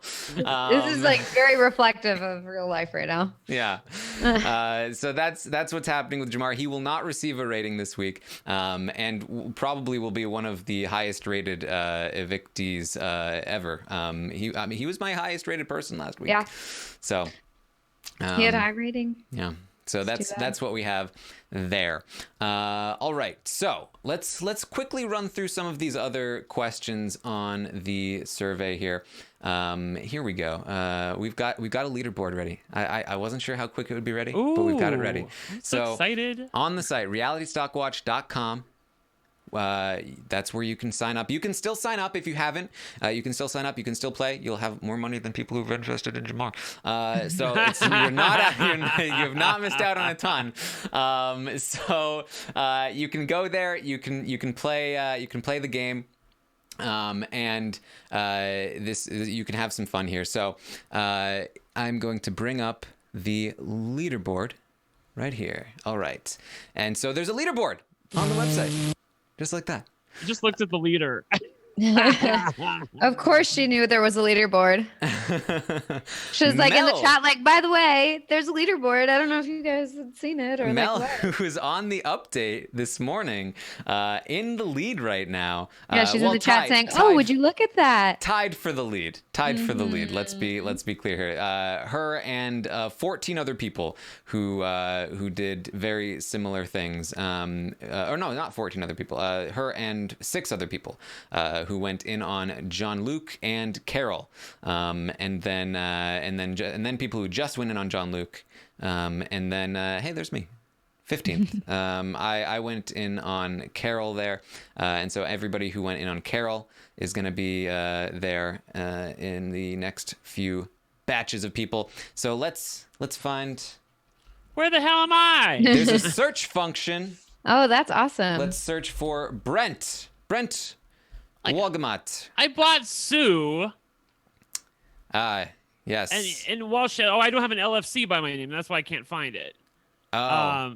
Yeah. So fix that, would you? We'll get that. I want my bling. Okay. We'll make sure the bling comes up. I'm in 298th place. Yes, 298. But I did earn money. Yes. I earned $2. I think. I think that portfolio is counting the $20 that I get this week. So I earned $2. The reason I bought Sue was honestly, I felt like she was a good buy because I feel like there was a good chance based on last week. Because last week I think it was 6-6-7-7, and that's how she got a 7. So it was by the skin of her teeth. And I was but then I looked at the projections, which you can look at the projections on this site, which I absolutely love. And I thank you guys, whoever designed this, God bless you. I'm having so much fun with it. But you could look at the projections for Sue. And I saw that even if Sue dropped a point, that she would basically be at the same price that she was before. She would actually earn a nickel.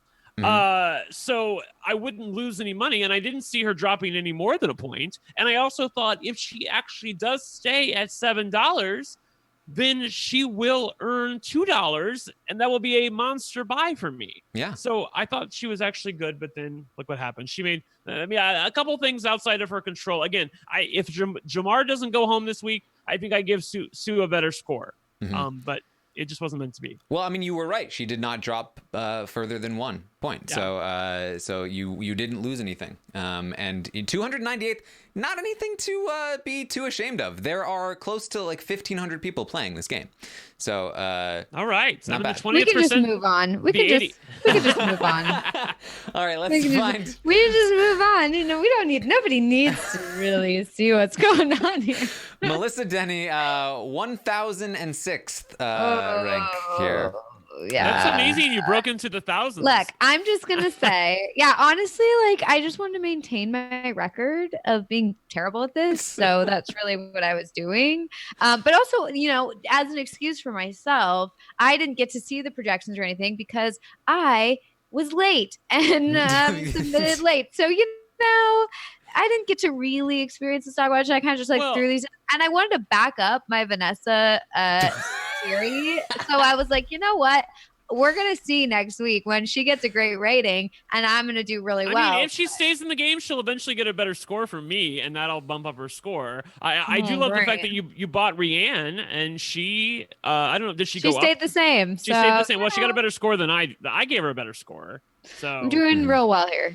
Yeah. Well, I have to like uphold my reputation for the stock watch, so that's kind of what I'm doing. Oh, okay, I gave Rianne a 5 last week. I thought I gave Rianne a 4 last week, but I gave her a 5 last week. So me giving her a 5 or a 6 this week really didn't change anything. Yeah. So there you go. So yes, I believe, like I said, it was close to 1,500. Yeah, here we go. 1,487 players total on the leaderboard. That's a lot, especially for Big Brother Canada. Right. That's a lot. Hopefully the site functions from Big Brother US. Oh my God, yeah. So I have some stats that Sheldon was the most purchased player. This is going by dollar amounts spent on the player, not the amount of shares. So this is more accurate to like in terms of, you know, proportionally. Accounting for the price, how much did people invest? Sheldon was the person most invested in, followed by Brooke and then Jamar. So there were a lot of people who went in there on Jamar. Then Sue, and then Hira. So those were the top 5 by a decent margin. The rest were much less. So there you go.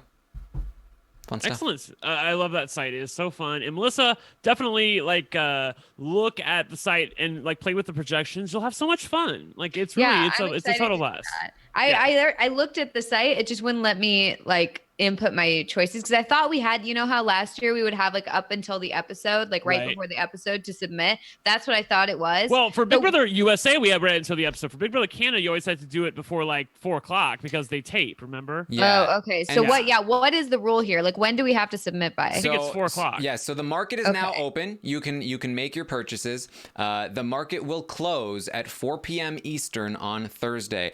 We do that because they tape the show, and the taped show ends around 5 o'clock, and so we want to make sure that we get everything in before spoilers could possibly be released. Now, there's no audience, so the chance of spoilers are considerably lower, but there are spoilers out there. Right. There were spoilers last time. The knowledge exists somewhere, and we'd rather be safe and just cut it off at 4 p.m. And yes, please do not wait until the last minute to submit your buys if possible. You just be safe and get them in ahead of time. You can double check them at around 4 p.m. But try not to all like cram the system at once and try to get your picks in.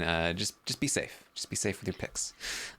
So that's what's going on with the stock watch. Let's run through some of these bonus questions. There weren't really many unique ones to this week. How would you rate the episodes of Big Brother Canada? 5.18 this week, down from last week. I believe it was a 7. Nope, it was a 6.49. I was definitely right, but wrong. How would you rate the feeds? 5.5, down from a 7.76. So people not pleased. I think this rating would have been a lot higher prior to the Jamar removal. And then how would you rate the season so far? Definitely a big hit, down from a 7.5 to a 5.5. So people not fans of the Jamar removal. I asked you to rank the players from your favorite to your least favorite. Last week, Sheldon was on top, followed by Jamar. This week, can you guess? It's Jamar. Jamar's on top. I was gonna say Jamar. Yeah. Jamar. Sorry, the way you said it, I was like maybe? waiting for like I a don't know. setup. Like, yeah. I was like, I don't want to say anything because it Who's seems it? like Do you see who's at the bottom of who's our favorite player? Who's at the bottom? Yeah. Yeah. Last week it was Kyle. This week it's Kyle. Okay. wow, Okay. groundbreaking. Just wanted to hear that. Yeah. Notably, Brooke was in 4th place last week. She's in 2nd place this week. Sheldon has fallen from 1st to 3rd. Sue was down in 5th. She is now 4th. And Hira is 5th. He was previously 6th. Min Lee was 3rd last week. And this week she has fallen all the way down to 7th. I imagine that's largely due to the controversy that she has been a part of. Right. John Luke also has risen quite considerably. He was 4th from last week. And this week he is 6th. Yay! So, I'm glad. Yeah, yeah. people are feeling my John Luke love. By the way, Doom in the chat, Taryn wants to know, can we sell this stock for toilet paper? Apparently, Doom is having a problem. He wants to know if the stock is sellable for toilet paper. What is this toilet paper? I Why don't do people? know. Why is But everybody listen, buying toilet Can paper? I just tell you though? Listen, I just want to tell you, as an aside, like my mom calls me like right before I go into work on Friday, and she's like, Brent, she's like, can you like, because my mom doesn't know how to order online, so she's like, can I order online? Because I have Amazon Prime, right? She's like, we went to the store, we went to buy some toilet paper because we needed toilet paper because we were out, and it's all gone. We went to 4 different stores and it's all gone. So I'm like, yes, mom, I can order it. So then I go online. It's not going to be here for like 3 weeks. Like, and then like later on, I went back and tried to buy the same thing, and whatever I was going to buy that was going to be here in 3 weeks, like literally disappeared. Like there was nothing available on Amazon whatsoever. So everybody's buying everything apparently. Of all things to know. be out of in this crisis, it's toilet paper. Okay. I don't get it. It's off I thought there topic. was like you could use toilet paper for something else, but it doesn't make sense. But anyway, moving on. All right. I asked, how do you feel about having no live audience for the evictions? 15% of people said they did not like having no audience. 66% of people said, I don't care. It doesn't make a difference to me. And 17% of people said, I prefer it. I prefer no audience. So most people just don't care. We don't care. Yeah. Strategically, I asked, who is the best person for Sheldon to have targeted this week for his game? 40% of people said Rianne was the right move. I agree with that personally. Notably, though, in 2nd place with almost 20%, people said Vanessa. Vanessa would have been a good target for Sheldon. I disagree with that. I do think that he's right to worry that she will just completely blow up his game and his secret alliance with Kyle. I do think Vanessa needs to be dealt with, but I don't think Sheldon can be the one to do it. Yeah. Yeah, sorry, I dozed out for a second. Yeah. And then Min Lee was 3rd, 15%. Only 15% of people agree with the move this week to target Min. Yeah, I don't agree with that. I still think he made a horrible mistake. I know you guys said it was close on Sunday. I do not feel it was as close. I feel like he can see what's in front of him. He knows he needs to get Rhea out of the house. He knew he should have gotten Rhea out of the house on Friday and Saturday, and for some reason he just decided to forget about it and move on to a new plan when the threat of Rhea is still there, and that 3-person alliance is still there. They're real, and they will have power. All right. So I asked, how do you feel about the veto competition being played in pairs? It's a bit of a twist there. People didn't love it. On a scale of love it to hate it, or hate it to love it, they were pretty like halfway between hate it and like a 35 out of 100. I didn't mind it. I was okay with it. Like it I feel didn't like I want to change. see it Yeah. before I judge it, but I mean, I it's an didn't love the interesting fact that I heard. idea. Yeah, I didn't love the fact that I heard that JL was like basically won it from Maddie. Like I thought it was I thought it was supposed to be more of a team thing. So Yeah. We'll see how it goes. And then finally, who do you want to be evicted this week? Usually these are pretty lopsided. This one was a little less lopsided. Only 64%, the majority, they said Rianne. People, 64% would prefer Rianne is evicted. 35% prefer Min Lee. Yeah, Minley's a handful, and as you said and noted on the podcast, she hasn't been exactly innocent on the show, but she is good TV, and she is a total whirlwind. And she had Jamar's back. Whatever she said about him, she still had his back. So I really, I would hate to see Minley go. Yeah, I would hate to see her go. She's so entertaining and she makes things interesting. I find that she's a very fascinating character and I'd like to see more of her. So I really hope she stays. All right. So that's what we have for you today. It's a 3-hour podcast. I hope you guys enjoyed it. Look, I think people need content right now. There's not a lot to do. So hopefully you guys enjoyed this long roundtable this week. There's, like I said, lots of fun to be had on the realitystockwatch.com. You can still sign up. You can still get in the game right now. I will be streaming about it on Thursday on Twitch, twitch.tv/Taron Armstrong. I go through the various picks and projections, so you can check that out as well. I will be live tomorrow morning at 11 a.m. Eastern to update you on everything that happens today and happened today on the Big Brother Canada 8 live feeds. And of course, Thursday nights, we will be live to recap the eviction episode of Big Brother Canada 8. Also Thursday night, hopefully after the eviction recap for Big Brother Canada 8, I will be speaking with Derek Levasseur about Survivor Winners at War. Excellent. So check that out. Just stick around after the Big Brother Canada recap. We'll talk Survivor.